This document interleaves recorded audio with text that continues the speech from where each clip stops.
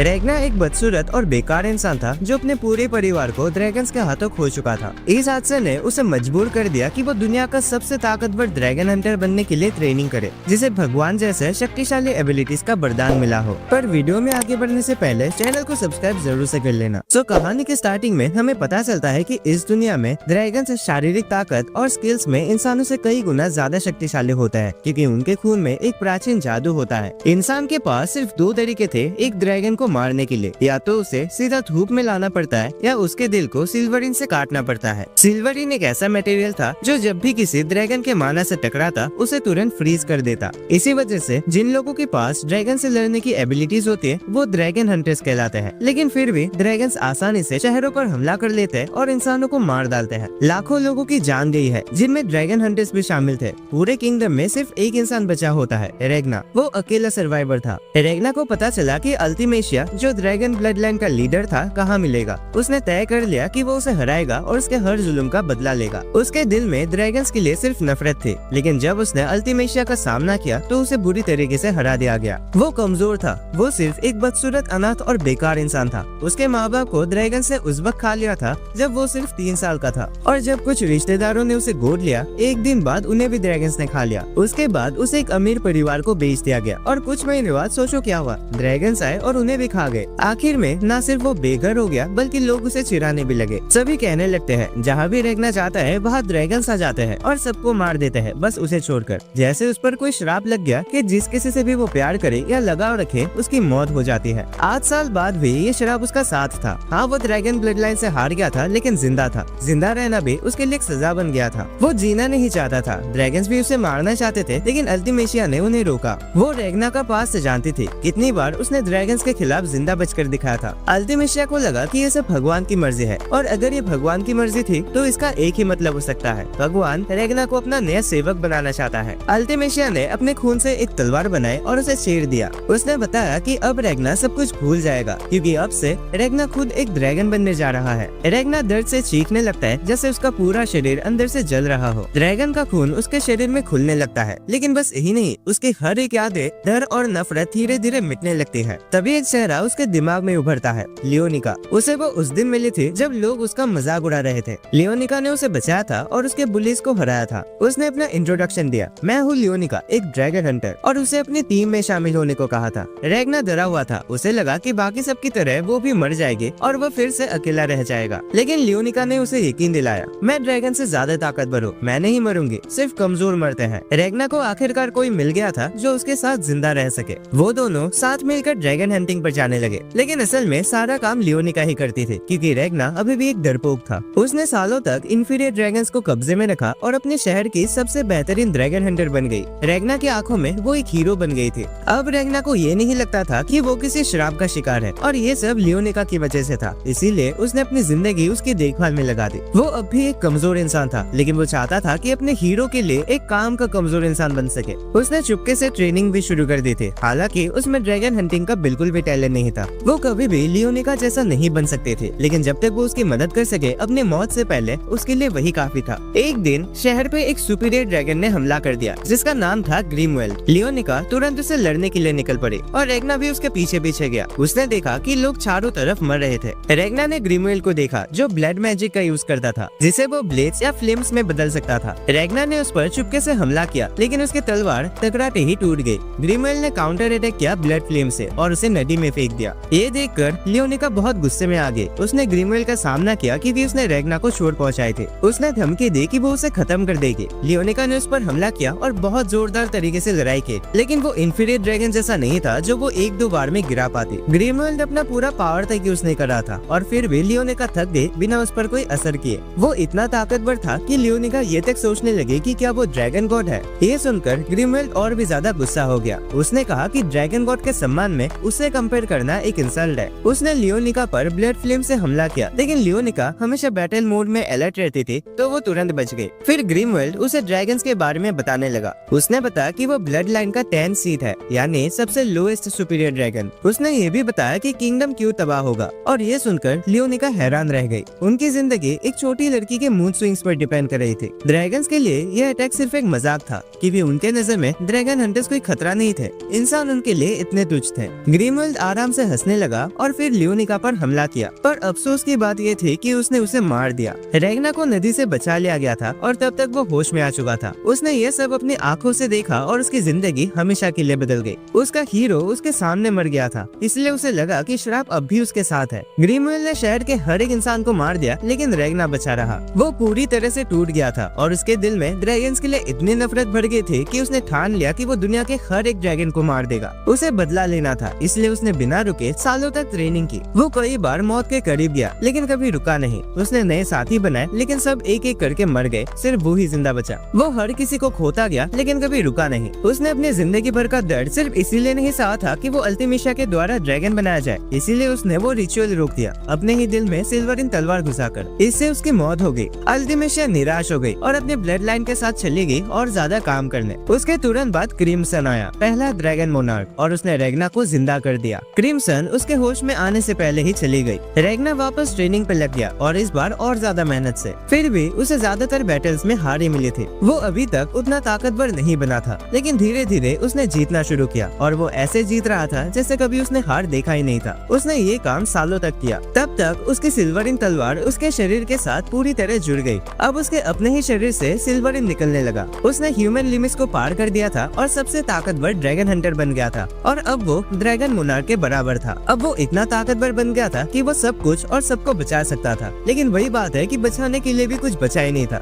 वो हर दिन खुद को बेकार महसूस करता था। लेकिन कुछ दिन बाद क्रिम्सन उससे मिलने आए। रेगना हमेशा की तरह तुरंत क्रिम्सन को मारने की कोशिश की, लेकिन क्रिम्सन के पास कई शरीर थे और वो इमॉर्टल लग रही थी। फिर क्रिम्सन ने एक बड़ी बात बोली। उसने चाहा कि रेगना उसके साथ मिले और उसकी इच्छा पूरी करने में मदद करे, और वो इच्छा भी वही थी जो रेगना की थी, हर एक ड्रैगन को मार देना। रेगना हैरान रह गया, उसे अपने कानों पर यकीन नहीं हो रहा था। क्रिम्सन ने फिर बताया कि जब ये सब खत्म हो जाएगा तो आखिरी जिंदा बचे ड्रैगन को रेगना को ही मारना होगा, और वो होगा क्रिम्सन खुद। रेगना ने बिना किसी झिझक के ये मौका ले लिया और एक ड्रैगन हंट रिवॉल्यूशन की शुरुआत कर दी। लेकिन ये प्रोसेस बहुत ज्यादा वक्त ले रहा था। वो चाहते थे कि ये सब कुछ और तेजी से हो, इसीलिए उन्होंने एक आइडिया निकाला, रेगना को पास्ट में भेजना और वो अपने छोटे वर्जन को अपनी नई वाली पावर्स देना। रेगना उस रात में वापस जाता है जब अटैक हुआ था, बिल्कुल उस वक्त जब लियोनिका मरने वाली थी। ग्रिमवेल अभी भी लियोनिका को समझा रहा होता है कि ड्रैगन्स के नजर में ह्यूमंस की कोई औकात नहीं है। छोटा रेगना अभी भी नदी में पड़ा होता है। तभी बड़ा रेगना आता है और उसे अपने तबाह कर देने वाली सभी यादें दिखाता है, इंक्लूडिंग वो पल जब लियोनिका मर जाती है। फिर वो अपनी तलवार से उसे छेड़ देता है अपने सारी पावर उसमें ट्रांसफर करने के लिए, ताकि लियोनिका और सबको बचा सके। जैसे वो पावर उसमें एंटर करता है, छोटा रेगना बहुत ज्यादा दर्द महसूस करता है, इतना ज्यादा दर्द कि वो जोर से चीखने लगता है। ये देखकर ड्रैगन हंटर्स उसे तुरंत बचाते हैं। उसी वक्त जब ग्रिमवेल लियोनिका पर हमला करने वाला होता है और उसे मार देना चाहता है, रेगना होश में आ जाता है। वो तुरंत सभी इन्फीरियर ड्रैगन्स को बिना किसी मेहनत के फ्रीज कर देता है। उसका पूरा हुलिया बदल चुका था। अब वो एकदम कूल और सीरियस लग रहा था, सिल्वरिन ऑरा की वजह से जो उसके शरीर से निकल रही थी। ये देखकर ग्रिमवेल इतना डर जाता है कि उसका हमला बीच में ही रुक जाता है। वो इस भयानक ऑरा का कंपैरिजन ड्रैगन मोनार्क से करता है, और जब वो देखता है कि ये रेगना से आ रही है तो वो टफ बनने की एक्टिंग करता है और अपने ड्रैगन फॉर्म में बदल जाता है। लेकिन रेगना उसे भी तुरंत फ्रीज कर देता है और टुकड़ों में तोड़ देता है।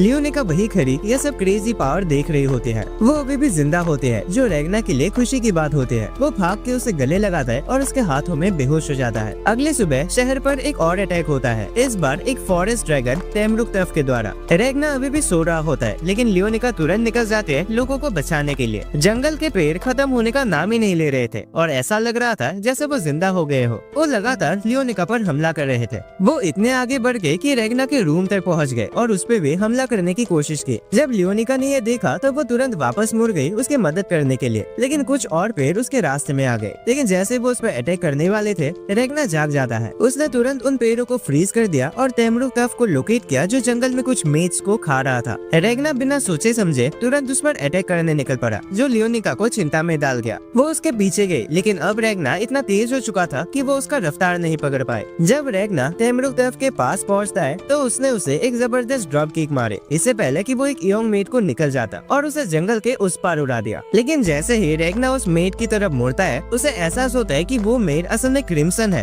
पहले का ड्रैगन मोनार्क जो अब एक दूसरे भेष में था। रेगना को लगता है कि क्रिम्सन उसे ढूंढने आया है, लेकिन क्रिम्सन खुद कंफ्यूज होता है। उसे समझ नहीं आता कि क्या हो रहा है और ये पागल लड़का कौन है। लेकिन रेगना के पास अपने पुराने रूप की यादें होती है, इसलिए उसे पता चल जाता है कि क्रिम्सन हमेशा ऐसा ही था। लियोनिका भी कुछ देर बाद उस तक पहुंच जाते हैं, पर तब तक तेमरुकतफ उन पर हमला कर देता है। लियोनिका तुरंत बैटल पोजीशन ले लेते हैं उसे लड़ने के लिए, लेकिन रेगना उसे भी तुरंत निपटा देता है। वो उसे एक सिल्वरिन बॉम्ब खिला देता है जो उसे एक्सप्लोड कर देता है और पूरा जंगल तबाह हो जाता है। लियोनिका रेगना की ताकत देखकर हैरान रह जाते हैं। वो मजाक में कहते हैं कि अब उसके लिए रेगना तक पहुंचना मुश्किल हो गया है, लेकिन रेगना सीधा कह देता है मुझे छोड़ दो और देश छोड़कर चली जाओ। लियोनिका शॉक्ड रह जाती है। उसे समझ ही नहीं आता कि रेगना ऐसा क्यों कह रहा है। वो समझने से भी इनकार करती है और चिल्लाती है उस पर कि वो लीडर है और कमांड देने का हक भी सिर्फ उसे ही है। रेगना हैरान रह जाता है। लियोनिका हमेशा शांत, ताकतवर और सही होती थी, चाहे सिचुएशन कुछ भी हो। वो ये क्यों नहीं समझ पा रहे कि यही सबसे बेहतर फैसला है। तभी रियलिटी और गिल्ट रेगना पर छाने लगते हैं। हाँ, लियोनिका स्ट्रॉन्ग और काम है, लेकिन वो एक बच्ची भी है। वो सिर्फ 12 साल की है, एक छोटी सी लड़की जिसे मजबूरन स्ट्रॉन्ग बनना पड़ा अपने कमजोर और बेकार दोस्त को बचाने के लिए। लेकिन अब वक्त बदलने का है। रेगना जानता है कि अगर लियोनिका उसके साथ रही तो वो मर जाएगी, इसीलिए उसे एक डिसीजन लेना होगा और वो डिसाइड करता है कि वो उसे बचाएगा, वही वर्ड्स यूज करके जो कभी उसने रेगना के लिए कहे थे। जो कमजोर है वो मरता है। और ये सुनकर लियोनिका रो पड़ती है। वो रेगना से अलग नहीं होना चाहते। वो गुस्से में चिल्लाने लगते हैं, सोचते हैं कि वो अपनी ताकत प्रूफ कर देंगे उस पर अटैक करके। लेकिन सबसे ताकतवर ड्रैगन हंटर की तलवार रेगना सिर्फ एक उंगली से रोक देता है। रेगना लियोनिका को बाकी ड्रैगन हंटर्स के साथ देश छोड़ने पर मजबूर करता है और उसे जाते हुए देखता है, खुद रोते हुए।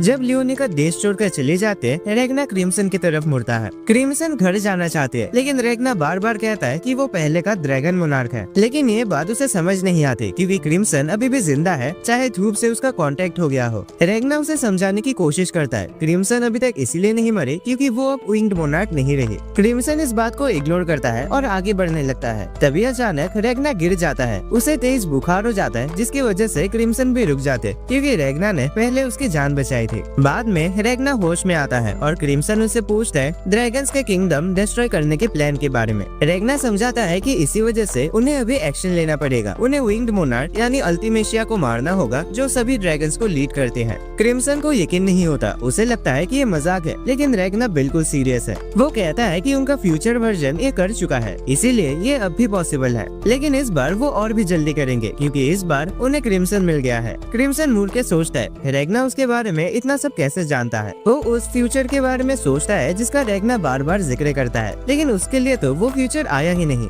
वो असल में इन सबको इंटरेस्टिंग मानते हैं। जब रेगना बेहोश था, क्रिम्सन ने उसका शरीर एनालाइज किया। उसने देखा कि रेगना का बॉडी एक सिल्वर तलवार के साथ फ्यूज हो चुका है। रेगना सिल्वरिन जनरेट कर सकता है और उसका पोटेंशियल बहुत भयंकर है। क्रिम्सन एक चालाक इंसान है, तो वो सीक्रेटली एक्साइटेड होता है कि इस नए तरीके से ड्रैगन्स को कैसे हराया जा सकता है। फिर वो रेगना की तरफ देखता है, अभी भी एक मासूम सी छोटी लड़की होने का नाटक करते हुए। तभी वो दोनों कुछ इंफीरियर ड्रैगन्स को आसमान में उड़ते हुए देखते हैं। वो ड्रैगन्स सीधा लियोनिका की ग्रुप की तरफ जा रहे होते हैं और रेगना ये होने नहीं दे सकता। रेगना तुरंत क्रिम्सन को उठाता है और उसी डायरेक्शन में दौड़ पड़ता है जहाँ ड्रैगन जा रहे होते हैं। दौड़ते दौड़ते वो क्रिम्सन से पूछता है क्या ऑर्डर्स है। क्रिम्सन कहता है इन ड्रैगन्स का नामो निशान मिटा दो। रेगना बिना किसी हिचकिचाहट के एक ड्रैगन को इतनी जोर से किक मार देता है कि वो जमीन पर गिर जाता है और बाकी सब ड्रैगन्स रुक जाते हैं। फिर वो अपना सिल्वरिन रिलीज करता है। उसके आसपास कई तलवारें हवा में बन जाते हैं और उन्हें एक ड्रैगन को छेड़ देने के लिए भेज देता है। उनके अटैक करने से पहले ही वो ड्रैगन तुरंत फ्रीज हो जाता है। एक स्वॉर्ड उड़ते हुए क्रिम्सन के पास जाते हैं, जो उसे पकड़ लेता है। क्रिम्सन उस स्वॉर्ड को ध्यान से देखता है और कहता है ये तो कुछ खास नहीं है, एक तरह का कचरा ही लग रहा है। लेकिन फिर भी सिर्फ रेगना की पावर्स की वजह से ये स्वॉर्ड सिर्फ छूने से एक ड्रैगन को फ्रीज कर सकते हैं। ये स्वॉर्ड सुपीरियर ड्रैगन्स को भी हरा सकते हैं अगर ये मिड लेवल ड्रैगन हंटर्स के पास हो।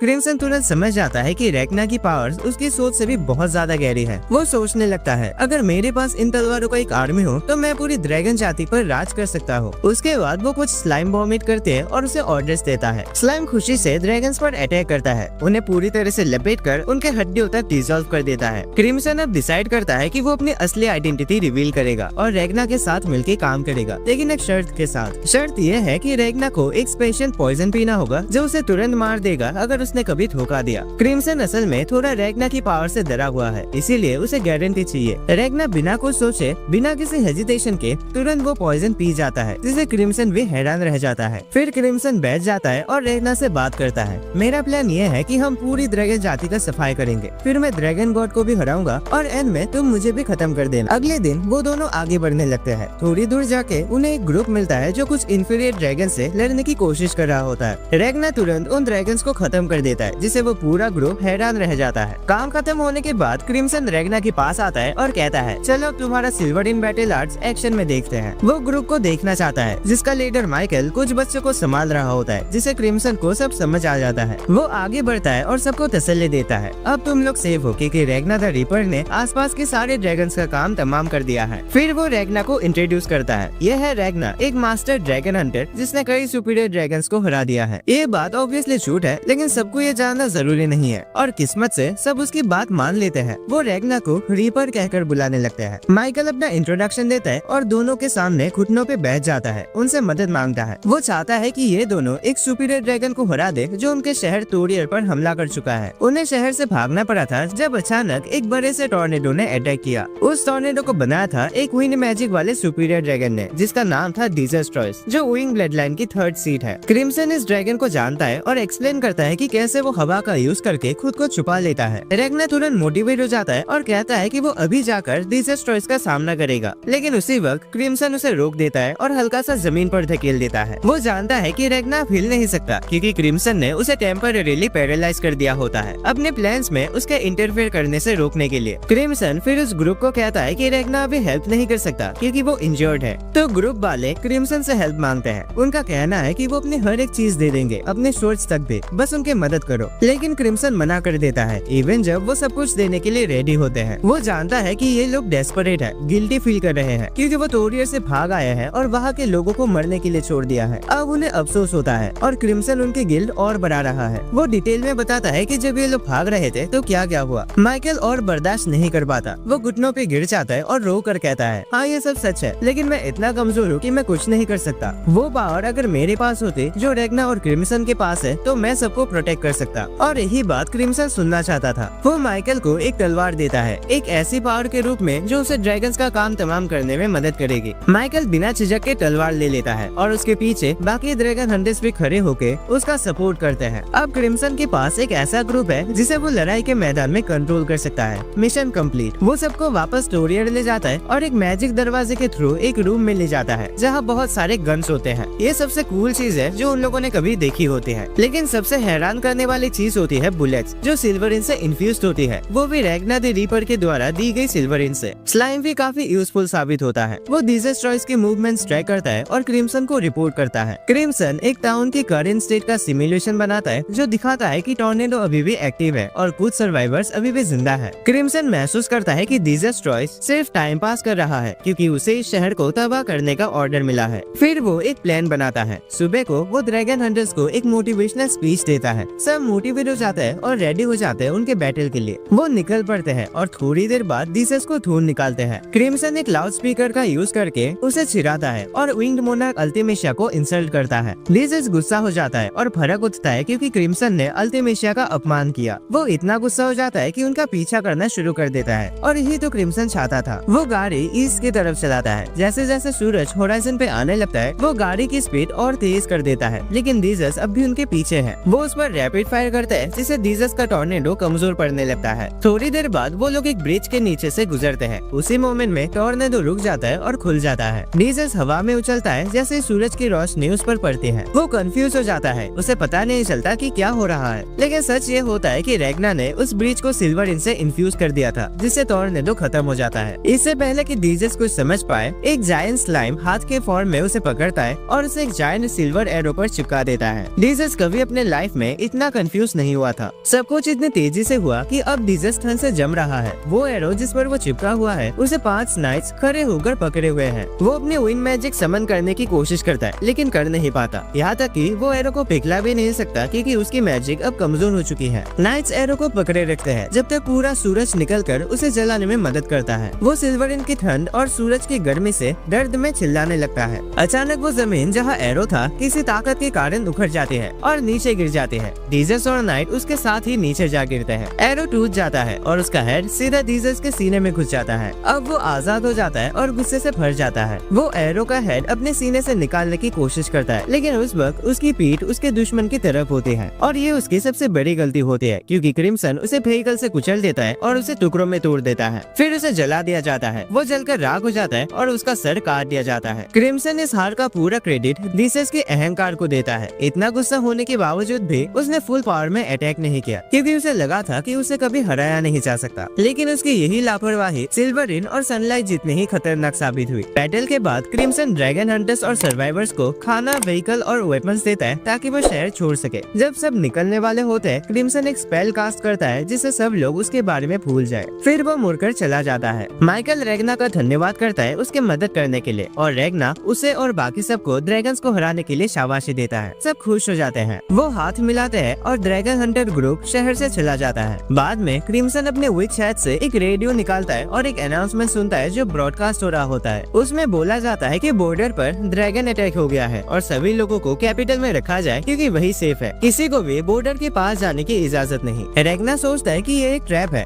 वो लोग किंगडम से लोगों को भागने से रोकने के लिए उन्हें कैपिटल में जमा कर रहे हैं। तो वो कैपिटल की तरफ बढ़ते हैं और किसी तरह पुराने डिस्ट्रिक्ट में घुस जाते हैं जो पैलेस के काफी करीब होता है। क्रिम्सन खुद को एक औरत वेरोनिका के रूप में डिस्गाइज करता है और स्लाइम को छोड़ जाता है उस बीमार रेगना के पास जो भीड़ बर्दाश्त नहीं कर सकता। वो वादा करता है कि वो 2 घंटे में लौट आएगा और रेगना से कहता है कि वो किसी भी मुसीबत में ना पड़े। फिर क्रिम्सन भीड़ में घुल मिलकर आगे बढ़ने लगता है और शहर के लोगों के बारे में सोचता है। सोल्जर्स के आने के बाद भी सड़कों पर लोगों की संख्या काफी कम है। इसका एक ही मतलब हो सकता है, वो लोग चुपके से वहाँ के नागरिकों को कम कर रहे हैं बिना किसी को पता चले। वो अपने एक सेवक गोलेम से मिलता है और लेटेस्ट जानकारी लेता है। तभी उसका दूसरा सेवक किमेरा भी वहाँ पहुँच जाता है। क्रिम्सन दोनों को अपने प्लान के बारे में बताता है। उसे रेगना को अल्तिमिशा के सामने लाना है और इसके लिए दोनों सेवकों का मिलकर काम करना जरूरी है। इसी बीच बाहर रेगना और स्लाइम एक भीड़ देखते हैं जो एक ट्रैप जैसा लग रहा होता है। मिलिट्री ऑफिसर्स पर्दा हटाते हैं और वहाँ से फ्रोजन ड्रैगन्स दिखते हैं। फिर वो ड्रैगन जल जाता है जिससे कैपिटल की सेफ्टी और उनके एफर्ट्स को दिखाया जाता है जैसे उन्होंने खतरा मिटा दिया हो। ये सब देखकर फिर में जोश आ जाता है, लेकिन रेगना जानता है कि ये सिर्फ एक धोखा है और उसे ये भी पता है कि ये सब कौन करवा रहा है। वो वहाँ से जाने लगता है, लेकिन तभी उसका सामना अल्तिमिशा से हो जाता है जो एक आम नागरिक के रूप में भेष बदले हुए होती है। अल्तिमिशा भी उसे देख लेती है और पूछती है कि क्या वो ठीक है। रेगना तुरंत अलर्ट हो जाता है और उसे अपने सबसे बड़े दुश्मन के सामने होने का एहसास होता है। उसका मन करता है कि उसी वक्त उसे काट डाले, लेकिन क्रिम्सन ने उसे मना किया था। चाहे वो 1v1 उसे जीत सके, लेकिन क्रिम्सन चाहता है कि सब मिलकर इस प्लान को एग्जीक्यूट करे। रेगना को पता चलता है कि अल्तिमिशा के सुपीरियर ड्रैगन्स नेबुलिम और बॉर्जियस भी आसपास देख रहे होंगे, इसीलिए वो पीछे हट जाता है। जैसे वो मुड़ता है, नेबुलिम आकर अल्तिमिशा से पूछता है सब ठीक है या नहीं। उसे रेगना पर शक होता है क्योंकि वो एक ड्रैगन हंटर जैसा लगता है। अल्तिमिशा उसे बताती है कि रेगना सिर्फ भीड़ से बीमार हो गया है और नेबुलिम भी उसकी हालत समझ जाता है क्योंकि उसके साथ भी ऐसा ही हो रहा है। वो तुरंत उल्टी करता है और उसी वक्त का फायदा उठाकर रेगना चुपके से वहाँ से गायब हो जाता है। दूसरी तरफ क्रिम्सन और उसके सेवक एक फुटेज का एनालिसिस कर रहे होते हैं जिसमें अल्तिमिशा पैलेस में किंग के साथ होती है। फुटेज में वक्त जैसे रुक गया हो, इसी वजह से अल्तिमिशा दिखाई नहीं देती जब तक किंग पर अटैक नहीं होता और वो उसे हील करते हैं। क्रिम्सन समझाता है कि अल्तिमिशा उस मोमेंट पर अचानक इसलिए दिखाई देती है क्योंकि वो एक साथ टाइम को स्टॉप और रिवाइंड नहीं कर सकती। उसे या तो टाइम रोकना पड़ता है या फिर उसे रिवाइंड करना पड़ता है और यही उसकी एक कमजोरी है। अगर वो लोग उस पर अचानक हमला कर दे और उसे मार दे तो वो अपने आप पर टाइम रिवाइंड करेगी ताकि हील हो सके, लेकिन रिवाइंड करते वक्त वो टाइम स्टॉप नहीं कर पाएगी तो वो लोग उसे फिर से मार सकते हैं। ये साइकिल बार बार रिपीट होगी जब तक उसका सारा मैजिक खत्म ना हो जाए और जब वो थक जाएगी तो उसकी मौत हो जाएगी। पर प्रॉब्लम यह है कि नेबुलिन और बॉर्जियस भी बीच में इंटरफेयर करेंगे और उसी समय किमेरा और गोलम का काम शुरू होता है। उन्हें एंश्योर करना होगा कि रेगना अपना काम पूरा करे बिना किसी इंटरफेयर के। इसी बीच रेगना एक अंधेरी गली में चल रहा होता है। सोचता है कि उसने अल्तिमिशा से ना लड़के सही फैसला किया। उसे क्रिम्सन का भ्रम होता है जो कहता है कि उसने सही किया, लेकिन फिर भी रेगना को लगता है कि उसे अल्तिमिशा का अंत तुरंत कर देना चाहिए था। वो स्लाइम से कहता है कि क्रिम्सन को कांटेक्ट करे और इन्फॉर्म करे कि उसने अपना टारगेट ढूंढ लिया है और फिर तुरंत वहाँ से निकल जाता है। स्लाइम क्रिम्सन को कॉल करता है और रिपोर्ट देता है कि रेगना ने उनका विश्वास तोड़ दिया। रेगना वापस उस जगह जाता है जहाँ अल्तिमिशा होते हैं। वो एक बच्चे को उसके माँ बाप से मिलवा रही होती है और कैजुअली नेबुलिन से पूछती है कि क्या वो फैमिली भी गायब होने वाली लिस्ट में है। रेगना ये सब सुन लेता है और नेबुलिन एक्सप्लेन करता है कि उसका तरीका ऐसा है जिससे लोग बिना दर्द के, बिना किसी निशान के गायब हो जाते हैं। अल्तिमिशा ये सुनकर खुश होती है और इसे ट्रू सेल्वेशन बोलती है। ये सब सुनकर रेगना को बहुत गुस्सा आता है और वो तुरंत वहाँ जाके नेबुलिन को अपनी तलवार से पैरालाइज कर देता है। अल्तिमिशा को तुरंत कुछ समझ नहीं आता। उसे तभी पता चलता है जब नेबुलिन टुकड़ों में टूटकर गिर जाता है। तब जाके उसे समझ आता है कि रेगना उनका दुश्मन है। वो अपना डिस्गाइज हटाती है और टाइम स्टॉप करने की कोशिश करती है, लेकिन रेगना उस पर बिजली की तरह टूट पड़ता है और उसे छोटी छोटी पीसेस में काट के तुरंत ही उसे मार डालता है।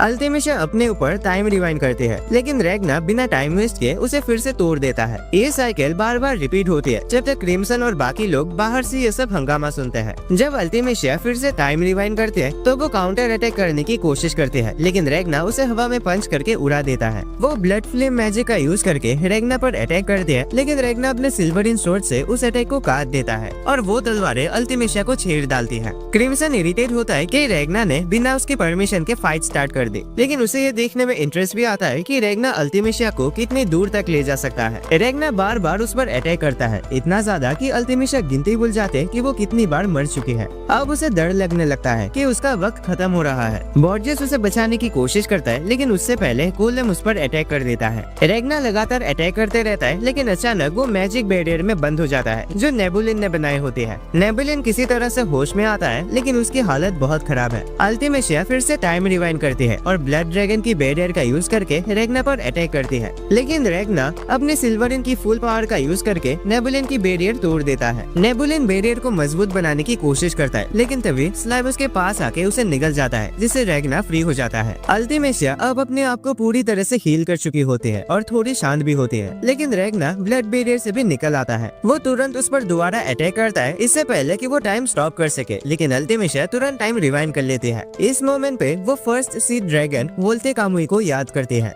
इसी बीच रेगना लगातार अटैक करता रहता है जब तक दोनों कैपिटल के बाहर पहुंच जाते हैं। रेगना बिल्कुल भी होल्ड बैक नहीं करता, अपने सारे गुस्से को बाहर निकाल देता है। वो अल्टिमेशिया को बार बार पंच करता है जब तक जमीन टूटकर धमाका नहीं हो जाता। अल्टिमेशिया डिसाइड करती है कि उसे अब उस पावर का इस्तेमाल करना ही पड़ेगा, एक ऐसी चाल जो वोल्ते कामुई ने उसे सिर्फ खराब सिचुएशन में यूज करने को बोली थी। वो पूरे दुनिया का टाइम रिवाइंड कर देती है। ये सबको वापस उस मोमेंट पे ले जाता है जहाँ रेगना और स्लाइम ने कैपिटल के पास भीड़ देखी थी, जहाँ फ्रोजन ड्रैगन्स थे। रेगना कंफ्यूज हो जाता है और उसे फील होता है कि कुछ तो गड़बड़ है। अल्टिमेशिया तभी उसके पीछे से आती है और टाइम स्टॉप कर देती है। वो बोलती है कि पूरी दुनिया का टाइम रिवाइंड करना कितना ज्यादा मैजिक खाता है, इसीलिए वो ये ज्यादा नहीं करते, लेकिन अब उसे ये करना पड़ा क्योंकि रेगना उसके लिए एक बड़ा खतरा बन चुका है। फिर वो सोचती है कि रेगना उसे इतनी नफरत क्यों करता है, इतनी बार उसे मार चुका है, ये डरावना है, इसलिए बेहतर है कि वो रेगना को खत्म ही कर दे। वो आसपास के लोगों को एक सेफ जगह शिफ्ट कर देते हैं, जिससे अब सिर्फ रेगना और स्लाइम ही बचे होते हैं। वो स्लाइम को हटाने वाले होते हैं कि उसकी नजर रेगना के हाथ की उंगली पर पड़ती है जो हिल रही होती है। ये देखकर वो चौंक जाते हैं कि टाइम स्टॉप होने के बाद किसी भी इंसान का हिलना इम्पॉसिबल होता है बिना उसके परमिशन के। तभी नेबुलिन वापस आता है और रेगना पर अपने बदले के लिए अटैक करता है। अल्टिमेशिया देखती है कि रेगना फिर से बिल्कुल नहीं हिल रहा और नेबुलिन उसे मार रहा है, इसलिए वो थोड़ा शांत और रिलीफ्ड महसूस करती है। वो नेबुलिन को रोक देती है क्योंकि उसके हाथों पर स्लाइम लग गया था जो उसकी स्किन को डिसॉल्व कर रहा होता है। ऊपर से रेगना को मारने का कोई फायदा नहीं है क्योंकि वो लड़ाई के दौरान उसके सभी डिफेंसेस तोड़ चुका था। उसने ये समझ लिया है कि रेगना का शरीर एक सिल्वर स्वॉर्ड की तरह है जिसमें मैजिक काम नहीं करता। अब उन्हें उसे हराने के लिए कोई नया तरीका ढूंढना पड़ेगा। वो बॉर्जियस से कहते हैं कि वो राजा को बोले कि रेगना पर एक पावरफुल लाइट बीम मारने का आदेश दे, लेकिन तभी रेगना को वो वक्त याद आता है जब अल्टिमेशिया ने उसके फ्यूचर वाले वर्जन में अपना खून इंजेक्ट किया था। ये याद करते ही उसका गुस्सा इतना बढ़ता है कि वो अपने होश में आ जाता है। वो उसकी तरफ भागता है, लेकिन इस बार पहले से थोड़ा धीरे। अल्टिमेशिया घबरा जाते हैं और उसे अपने खून से आग लगा देते हैं। वो डर से कांपने लगते हैं क्योंकि उसका टाइम कंट्रोल मैजिक सही से काम नहीं कर रहा होता। जिन लोगों के शरीर में उसका खून होता है वो टाइम स्टॉप के दौरान हिल सकते हैं, लेकिन वो डिसाइड करते हैं कि कौन नहीं हिलेगा। रेगना के फ्यूचर वाले वर्जन में भी उसका खून था, इसीलिए अब वो भी मूव कर सकता है, पर अल्टिमेशिया को ये पता नहीं क्योंकि ये एक अलग टाइमलाइन है। रेगना लगातार उसकी तरफ भागता रहता है। नेबुलिन एक बैरियर बनाता है उसे बचने के लिए, लेकिन रेगना उसे तोड़कर उस तक पहुंच जाता है। वो इतना डर जाते हैं कि कुछ समझ नहीं पाते और रेगना उसे काट के टुकड़े टुकड़े कर देता है। वो तुरंत टाइम रिवाइंड कर देती है, जिससे टाइम वापस नॉर्मल हो जाता है। रेगना फिर से उसकी तरफ बढ़ने लगता है, लेकिन इस बार नेबुलिन उसके सामने आकर अपने बॉडी से शील्ड बनाता है। वो रेगना का अटैक सहने की कोशिश करता है, लेकिन अचानक रेगना रुक जाता है और उसके चेहरे से खून बहना शुरू हो जाता है। ऐसा इसीलिए क्योंकि वो पहले से ही बहुत घायल था। उसका फिजिकल एनर्जी अब हद से ज्यादा हो गया है। वो जमीन पर गिर पड़ता है एंड और भी ज्यादा खून बहने लगता है। इसी वक्त राजा रेगना पर लाइट बीम छोड़ता है। नेबुलिन अल्टिमेशिया को लेकर वहाँ से निकल जाता है। धमाके के बाद नेबुलिन देखता है कि किमेरा और एक औरत जो असल में क्रिम्सन होता है रेगना के बॉडी के पास खड़े हैं, लेकिन नेबुलिन को ये नहीं पता कि ये दोनों कौन है। क्रिम्सन रेगना से निराश होता है क्योंकि उसने हार मान ली है। उसे ऑर्डर मानने चाहिए थे, लेकिन उसने नहीं माने और अब वो इस हाल में है जो कि बहुत बहुत इरिटेट करने वाली बात है। फिर भी क्रिम्सन बताता है कि अल्टिमिशिया कभी भी लड़ने वाली नहीं रही। नॉर्मली उसे हमेशा लड़ाई पसंद नहीं थी, लेकिन वो अपने टाइम कंट्रोल मैजिक को लेकर हमेशा कॉन्फिडेंट थी। लेकिन अब वो ट्रॉमा में है, कांप रही है क्योंकि रेगना ने उसके उस भरोसे को भी तोड़ दिया। क्रिम्सन सोचता है कि क्या वो अपना मैजिक एक और बार यूज करेगी रेगना को हमेशा के लिए हटाने के लिए। वो अब भी पैनिक में है, सोच रही है कि शायद उसके मैजिक में कुछ गलत हो गया है, लेकिन आखिरकार वो डिसाइड करते हैं कि वो दोबारा टाइम स्टॉप करेगी। क्रिम्सन इसी का इंतजार कर रहा था। वो गोलेम की मदद से एरिया में रखे गए बॉम्ब्स को ब्लास्ट कर देता है। बहुत सारे लोग घायल हो जाते हैं और ये अल्टिमिशिया का ध्यान भटकाने के लिए था, ताकि वो मेंटली और ज्यादा डिस्टर्ब हो जाए, और ये बहुत अच्छे से काम करता है। अल्टिमिशिया और ज्यादा पैनिक करती है, समझ नहीं पाती कि क्या हो रहा है। अगर उसे सबको बचाना है तो उसे पूरी दुनिया को रिवाइंड करना पड़ेगा। वो ट्राई करते हैं, लेकिन नेबुलिन उसे रोक देता है, कहता है कि ऐसा करने से उसका पूरा मैजिक खत्म हो जाएगा। क्रिम्सन इस बात से इरिटेट होता है और वो किमेरा के पीठ पर रेगना को लेकर वापस ग्लोब चैम्बर चला जाता है, एक टेलीपोर्टेशन रूम जो धरती और चांद के अलग अलग पॉइंट से जुड़ा हुआ है। वो देश छोड़ना चाहता है और कुछ समय के लिए थोड़ा आराम करना चाहता है, लेकिन रेगना उठ जाता है, होश में आता है और मना कर देता है जाने से। वो कहता है कि जब तक वो अल्टिमिशिया को मार नहीं देगा तब तक वहाँ से नहीं जाएगा। क्रिम्सन उसे शांत करने की कोशिश करता है, उसकी तारीफ करता है कि उसने बहुत अच्छा काम किया और अब उसे आराम की जरूरत है, लेकिन रेगना फिर भी नहीं मानता। वो किसी तरह उठकर सिल्वर बैटल मोड एक्टिवेट कर देता है। क्रिम्सन तुरंत किमेरा को ऑर्डर देता है कि उसे रोके। फिर वो रेगना के सिर पर पैर रख देता है, कंप्लेन करता है कि ये टेक्निक उसके टेलीपोर्टेशन रूम को नुकसान पहुंचा सकती है। लेकिन अब बहुत देर हो चुकी है क्योंकि दीवार पर एक क्रैक आ चुका है। नेबुलिन बाहर से ये देख लेता है और उनका लोकेशन ट्रैक कर लेता है। क्रिम्सन को यकीन नहीं होता। वो टेलीपोर्टेशन रूम का दरवाजा खोलने की कोशिश करता है, लेकिन दरवाजा खुलता ही नहीं। नेबुलिन अब पक्का तय करता है कि वो इस रूम को डिस्ट्रॉय करेगा और उन्हें खींच के बाहर निकालेगा। ये सुनकर क्रिम्सन और भी गुस्सा हो जाता है, तो गोलेम को ऑर्डर देता है कि उन्हें मार दे। गोलेम तुरंत नेबुलिन पर फायर करता है। नेबुलिन फिर बॉर्जियस से मदद मांगता है और बॉर्जियस भी एक्शन में आ जाता है। इसी बीच रेगना अब भी किमेरा से खुद को चुराने की कोशिश करता है। वो उन्हें तोड़ देता है और अपने आप से कहता है कि अब वो बाहर के सभी ड्रैगन्स को खत्म करेगा। क्रिम्सन हैरान रह जाता है, गुस्से से भड़क उठता है कि रेगना उसके दुश्मन की मदद कर रहा है और उसका प्लान बर्बाद कर दिया। लेकिन रेगना को कोई फर्क नहीं पड़ता, वो और ज्यादा पावर अप कर लेता है। खुशकिस्मती से वो इमरजेंसी एग्जिट के थ्रू टेलीपोर्टेशन रूम से निकल जाते हैं और पहुंच जाते हैं एक मिलिट्री बेस में। क्रिम्सन को तुरंत ले जाया जाता है रॉयल आर्मी के स्पेशल कोर की कमांडर और किंगडम की सेकंड प्रिंसेस टार्लिया लीजे के पास। क्रिम्सन उसके बारे में सब कुछ जानता है और उसे नफरत करता है। लीजे बिना हाथों के पैदा हुई थी, लेकिन उसकी आंखें हर चीज से निकलने वाली ऑरा को देख सकती हैं, और वही ऑरा उसे किसी भी चीज को सिर्फ अपने दिमाग से कंट्रोल करने की पावर देती है। उसने सबसे पहले एक सिल्वरवेयर सेट कंट्रोल किया था, इसलिए उसका नाम पड़ गया सिल्वरवेयर प्रिंसेस। कुछ लोग उसे चमत्कार मानते हैं और आधी दुनिया उसे जानते हैं। जब वो 3 साल की थी उसने 3 इन्फीरियर ड्रैगन्स को मार गिराया था।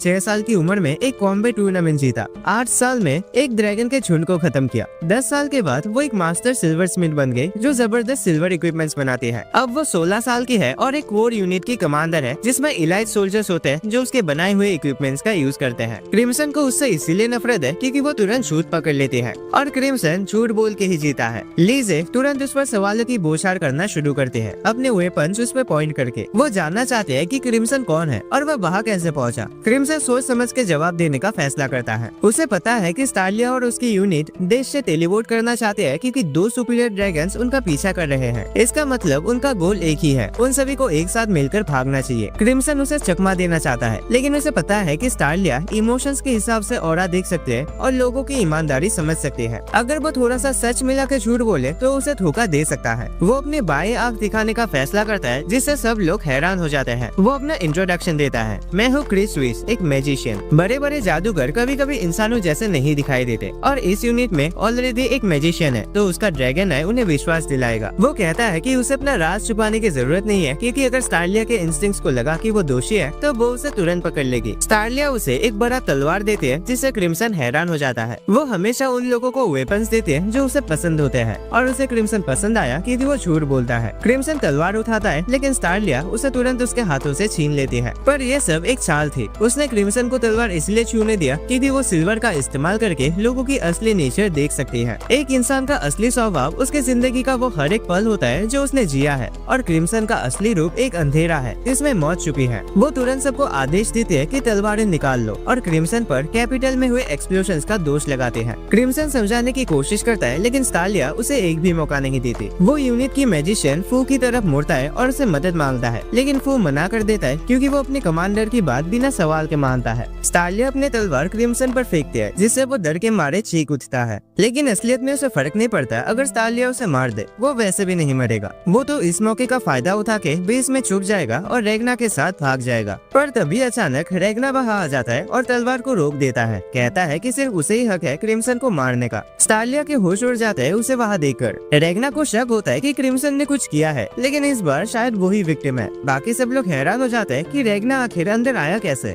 स्टालिया जोर से चीख कर जमीन पर गिर जाते हैं और ये देखकर उसकी यूनिट कंफ्यूज हो जाती है। उसकी ट्यूटर नजरिना उसे उठाते हैं और स्टालिया रेगना की तरफ पॉइंट करके कहते हैं ये तो एक तलवार है जिसके हाथ है। रेगना कंफ्यूज हो जाता है और सोचने लगता है कि शायद क्रिम्सन ने कुछ गड़बड़ की है। क्रिम्सन सोचता है कि स्टालिया रेगना को किस नजर से देख रही है, क्योंकि वो दुनिया को अलग तरीके से देखती है। उसकी नजर में रेगना एक तलवार है जिसका शरीर है। स्टालिया घबराने लगते हैं और फिर से गिर जाते हैं, जिससे उसकी यूनिट को गुस्सा आ जाता है। उन्हें लगता है कि रेगना ने उसके साथ कुछ किया है। वो लोग रेगना पर अटैक करने की कोशिश करते हैं, लेकिन रेगना कुछ ही पंचेस में उन सबको रोक देता है। स्टालिया उसे घूरते हुए सोचते हैं कि वो एक परफेक्ट फ्यूजन है, एक इंसान और सिल्वरिन का। वो खूबसूरत है, बिल्कुल एक मास्टरपीस की तरह बना हुआ है सिल्वरिन ऑरा के साथ। वो इतना पावरफुल है पर उसके बावजूद कूल और हैंडसम भी। स्टालिया शर्माने लगते हैं और नजरिना से पूछते हैं मैं क्या करूं। रेगना और क्रिम्सन दोनों शॉक हो जाते हैं क्योंकि उन्होंने ये एक्सपेक्ट नहीं किया था। रेगना उसे बात करने की कोशिश करता है, लेकिन स्टालिया नजरिना के पीछे छुप जाते हैं शर्म के मारे। वो स्टालिया को बताता है कि वो और क्रिम्सन लड़ने नहीं आए हैं। अगर क्रिम्सन को आजाद कर दिया जाए तो वो भी उसके ऑर्डर्स को फॉलो करेंगे। उन दोनों को एक सेल में बंद कर दिया जाता है जब तक यूनिट डिसाइड करे कि क्या करना है। सेल के अंदर क्रिम्सन रेगना को जोर से नीचे गिरा देता है और उसके सिर पर पैर रखकर चिल्लाता है तूने मेरा पूरा प्लान बर्बाद कर दिया। रेगना को अल्टिमेशिया को जिंदा छोड़ना बिल्कुल मंजूर नहीं है। क्रिम्सन गुस्से में पूछता है तो तू इन सब नुकसानों का कैसे हिसाब देगा। गोलेम का क्या हुआ और किमेरा कहाँ गई? दोनों उस दिन से गायब है। रेगना शांत होकर कहता है मैं भरपाई कर दूंगा, लेकिन अल्टिमेशिया को मार के। ये सुन के क्रिम्सन और भी इरिटेट हो जाता है। रेगना कहता है कि जैसे वो रिकवर करेगा वो दोबारा कैपिटल लौटना चाहता है। क्रिम्सन और भी फ्रस्ट्रेट हो जाता है। रेगना फिर स्लाइम के बारे में पूछता है जिसे क्रिम्सन बिल्कुल भूल चुका था। क्रिम्सन रेगना के गले पर स्लाइम का एक छोटा सा ड्रॉप देखता है। वो उसके बाल के साथ उसे यूज करके स्लाइम को वापस जिंदा कर देता है, पर स्लाइम अब छोटा हो गया है। क्रिम्सन तुरंत रेगना को दोष देता है, एक और नुकसान उसकी वजह से। रेगना माफी मांगता है। स्लाइम पूछता है कि ये जगह है कहाँ, जिसका जवाब रेगना भी नहीं दे सकता। क्रिम्सन उन्हें बताता है कि वो लोग स्टालिया के एक अंडरग्राउंड मिलिट्री बेस में है। वहाँ के लोग खतरे में है क्योंकि उन पर सुपीरियर ड्रैगन्स का निशाना है। ये सुनकर रेगना का प्लान बदल जाता है। अब वो कैपिटल लौटने की जिद छोड़ देता है। दूसरी तरफ सोल्जर स्टालिया के साथ एक मीटिंग में करंट सिचुएशन का रिपोर्ट देते हैं। ड्रैगन्स कुछ अजीब बिहेव कर रहे हैं। ऐसा लगता है जैसे वो बिजी है या कुछ और सोच रहे हैं। स्टालिया सोचते हैं और समझाती है कि ड्रैगन जा चुके हैं, लेकिन वो लोगों को जाने नहीं देना चाहते। पर फिर भी ये एक अच्छा मौका हो सकता है तैयारी करने के लिए। तभी क्रिम्सन और रेगना आते हैं, जिससे स्टालिया शर्मा जाते हैं और अपनी आंखों को कवर कर लेते हैं। क्रिम्सन उन सबको यहाँ से सही सलामत भागने में हेल्प करने की ऑफर देता है। उसे पता है कि वो लोग ड्रैगन ब्लड को एक मैजिक सोर्स के रूप में यूज करके टेलीपोर्ट करना चाहते हैं। प्लान तो सॉलिड है पर काम नहीं करेगा क्योंकि दुश्मन की मिलिट्री पावर बहुत ज्यादा है। लेकिन अगर वो मिलकर काम करे तो क्रिम्सन उन्हें दुश्मन के बारे में जानकारी दे सकता है और एक सुपर वेपन भी दे सकता है जो अकेले ही सुपीरियर ड्रैगन्स को हरा सकता है। और ऑब्वियसली वो सुपर वेपन है रेगना। स्टालिया रेगना का नाम सुनते ही ब्लश कर जाते हैं, लेकिन फिर अपने आप को संभालती है और कोऑपरेट करने से इनकार कर देती है। क्रिम्सन अपना फोकस उन सुपीरियर ड्रैगन्स में से एक पर डालता है जो उन्हें टारगेट कर रहा है, ऑल्टोजोरा। ऑल्टोजोरा मिलिट्री अफेयर्स को मैनेज करता है और लीड भी करता है। उसकी पावर है केमिकल सिंथेसिस। वो जहर बनाता है जो उसके टारगेट्स को या तो खत्म कर देता है या हिप्नोटाइज। अपने ही खून से वो उस जहर को गैस की तरह फैला सकता है जो एक बड़े एरिया को कवर करता है। किस्मत से वो पॉइजन, सनलाइट और सिल्वरिन से न्यूट्रलाइज हो जाते हैं। ये इन्फॉर्मेशन उनके लिए काफी यूजफुल हो सकती है ऑल्टोजोरा से लड़ने के लिए। हालांकि उसकी आर्मी की पावर पॉइजन और हिप्नोसिस की वजह से मल्टीप्लाई हो जाएंगी। स्टालिया और उसकी यूनिट को इस इन्फॉर्मेशन पर शक होता है, लेकिन क्रिम्सन उन्हें याद दिलाता है कि अगर वो झूठ बोलता तो स्टालिया तुरंत पकड़ लेती। वो रेगना से कहता है कि उसे किसी तरह कन्विंस करे क्योंकि स्टालिया उसे पसंद करती है। रेगना श्योर नहीं होता कि वो कर पाएगा या नहीं, लेकिन वो कोशिश करता है क्योंकि वो वहाँ के लोगों की मदद करना चाहता है। जब वो सेल में थे, क्रिम्सन ने उसे बताया था कि उसने कैलकुलेट किया है कम से कम 10,000 ड्रैगन्स और 13 सीट के साथ जिन्हें ऑल्टोजोरा और टेरेक्टोरा लीड कर रहे हैं उन पर अटैक करेंगे।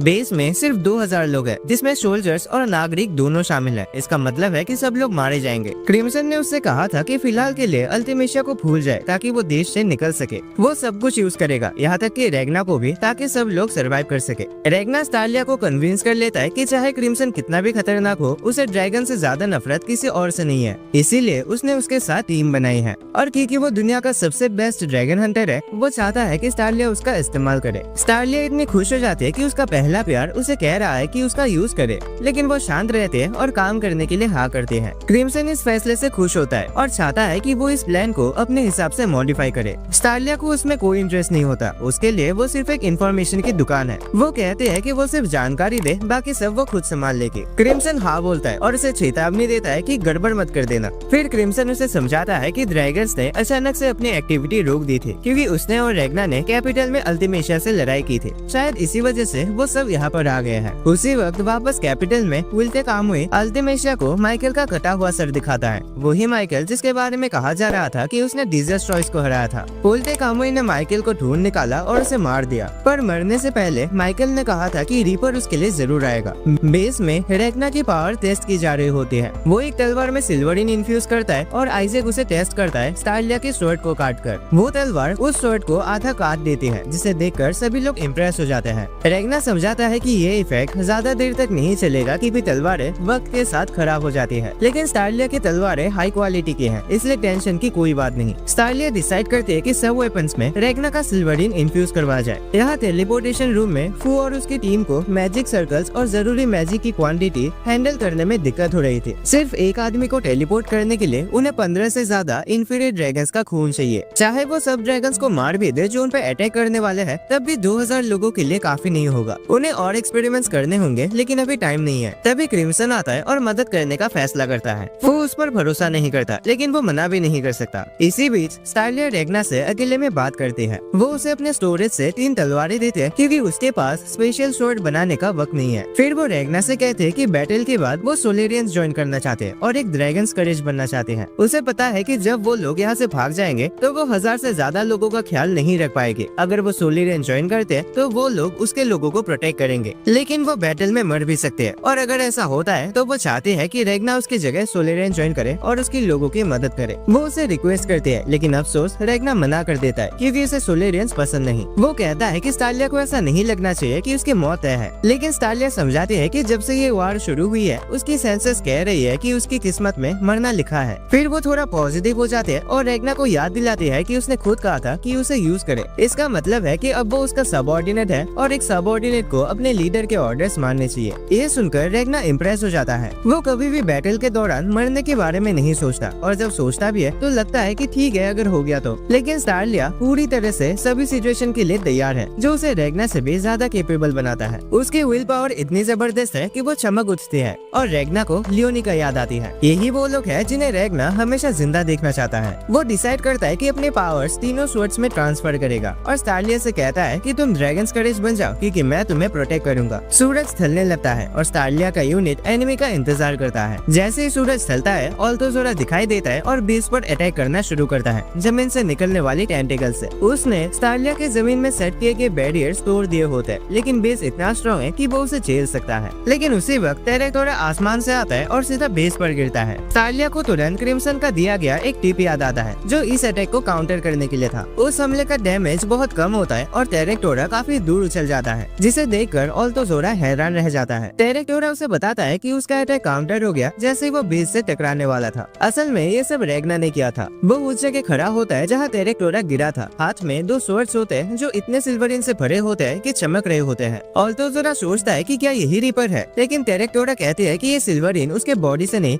सिर्फ उसके स्वॉर्ड से आ रही है, तो पैनिक करने की जरूरत नहीं। इसीलिए वो विल्टे कामुई को बुलाना जरूरी नहीं समझते। टेरेक्टोरा अब रेगना पर ध्यान देता है। रेगना उसे अपना नाम बताने से मना कर देता है क्योंकि उसे ड्रैगन से बात करना पसंद नहीं। टेरेक्टोरा सजेस्ट करता है कि नाम से नहीं ताकत से बात करता है। इसी दौरान क्रिम्सन नागरिकों को सुपीरियर ड्रैगन्स के बारे में समझाता है और बताता है कि वो कैसे काम करते हैं। जो ड्रैगन्स टैलेंटेड होते हैं वो ज्यादा तेजी से मैच्योर होते हैं। टेरेक्टोरा ने मैच्योरिटी तक पहुंचने में 10 साल लिए। इसका मतलब है कि उसमें ज्यादा टैलेंट नहीं था। उसे भी ये बात पता है, लेकिन अभी वो इतना स्ट्रॉन्ग इसलिए है क्योंकि जब वो इंसान था तो एक अलग तरह की पावर उसने हासिल कर ली थी। अभी वो रेगना को भी काफी मुश्किल हालात दे रहा है और उस पर ब्लड फायर से अटैक कर रहा है। रेगना चाहे जितना भी उसे काट ले, टेरेक्टोरा फिर भी बिल्कुल ठीक रहता है। रेगना एक स्वॉर्ड छोड़ देता है और अपना एक ग्लव उतार देता है ताकि अपने हाथ को स्वॉर्ड से इन्फ्यूज कर सके। तलवार से एक जबरदस्त पावर निकलते हैं। टेरेक्टोरा भी अपनी पूरी ताकत लगाने के लिए तैयार होता है ताकि ये देख सके कि कौन जीतेगा, वो या रेगना। रेगना ड्रैगन स्लेयर स्ट्राइक का यूज करता है और टेरेक्टोरा सिस्मिक कैनन चलाता है। दोनों अटैक्स टकराते हैं और एक भयंकर धमाका होता है, आग और सिल्वर का एक बड़ा एक्सप्लोशन। थोड़ी देर के लिए सब कुछ शांत हो जाता है। ऑल्टोजोरा टेरेक्टोरा के लिए चिंता करने लगता है, लेकिन उसकी आवाज सुनकर राहत महसूस करता है क्योंकि टेरेक्टोरा कह रहा होता है कि उसने रेगना को हरा दिया। रेगना बस वहाँ जमीन पर बेहोश पड़ा होता है। स्लाइम जो उसके सिर पर था उसे जगाने की कोशिश करता है, लेकिन कुछ फायदा नहीं होता। ऑल्टोजोरा अब भी टेंशन में है कि रेगना कहीं वो रीपर तो नहीं जिसे सब ड्रैगन्स डरे हुए हैं, लेकिन टेरेक्टोरा पूरी तरह से यकीन दिलाता है कि अगर वो होता तो अब तक पता चल जाता, लेकिन फिर भी अब उसे मार देना चाहिए। टेरेक्टोरा रेगना को अपने पैर से कुचलने जाता है, जबकि स्लाइम उसे जगाने की कोशिश करता है। तभी रेगना जाग जाता है और सही टाइम पर डॉज कर लेता है। इससे टेरेक्टोरा और ऑल्टोजोरा दोनों हैरान रह जाते हैं। रेगना तब जिंदा बचा क्योंकि उसने अपने कॉन्शियसनेस को अपने बॉडी से स्वॉर्ड में ट्रांसफर कर दिया था, वरना वो मर गया होता। टेरेक्टोरा अब कुछ इन्फीरियर ड्रैगन समन करता है ताकि रेगना से निपट सके, क्योंकि अब उसे लगता है कि रेगना कोई खास खतरा नहीं रहा। रेगना अपना बचाव करता है, लेकिन उसे गुस्सा आता है कि टेरेक्टोरा उसे हल्के में ले रहा है। रेगना इतना ज्यादा थक गया था और घायल हो चुका था कि उसके मुंह से खून निकल रहा होता है,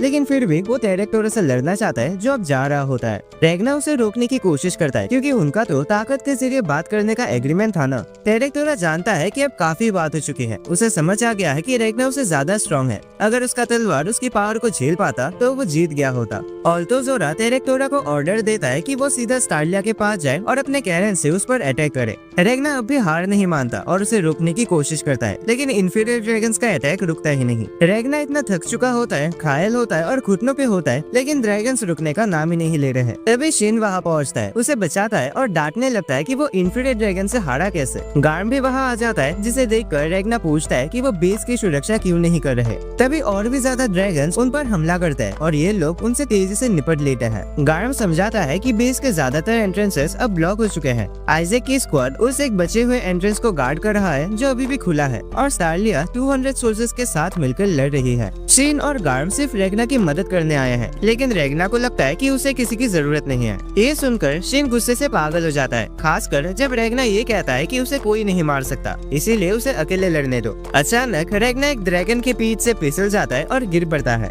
तभी शिन एक पावरफुल मूव का यूज करके कई ड्रैगन्स को एक साथ खत्म कर देता है ताकि रेगना तक पहुंच सके। वो चिल्लाकर कहता है कि सबका ये फर्ज है कि वो जितने हो सके ड्रैगन्स को खत्म करे ताकि सब लोग यहाँ से बचकर निकल सके। इसीलिए रेगना चाहता है कि वो ही ये सब करे, जबकि शिन और बाकी लोग बेस में जाके छुप जाए। ये सुनकर शिन और भी ज्यादा गुस्सा हो जाता है और रेगना को एक डुएल के लिए चैलेंज करता है। पहले के सारे डुएल्स में वो हार चुका है, लेकिन अब उसने ठान लिया है कि वो साबित करेगा कि वो डरपोक नहीं है। रेगना एकदम से होने वाले डुएल से कंफ्यूज हो जाता है, खासकर बैटल के बीच में, लेकिन शिन उसे मना करने का मौका ही नहीं देता। वो सीधा उस पे हमला करता है और रेगना को मजबूर कर देता है कि वो अपना बचाव करे। रेगना तैयार नहीं होता और अपना बेस्ट नहीं दे पाता, इसीलिए शिन जीत जाता है, लगभग उसका सर काट देता है। फिर वो उसके बालों से पकड़ता है और कहता है कि ये उनकी लड़ाई है, चाहे रेगना के रीजंस कुछ भी हो या वो कितना भी स्ट्रॉन्ग हो, वो बस कहीं से भी आके हीरो बन के नहीं घूम सकता। रेगना शॉक में रह जाता है जब शिन गार्म के पास चला जाता है। तभी स्लाइम जो रेगना के सिर से स्लाइड होकर अब शिन के सिर पर आ चुका होता है, शिन को बताता है कि उसे पता है टेरेक्टोरा कहाँ भागा है। तीनों एक साथ टेरेक्टोरा को ढूंढने निकल पड़ते हैं ताकि उसे यमराज तक भेज सके।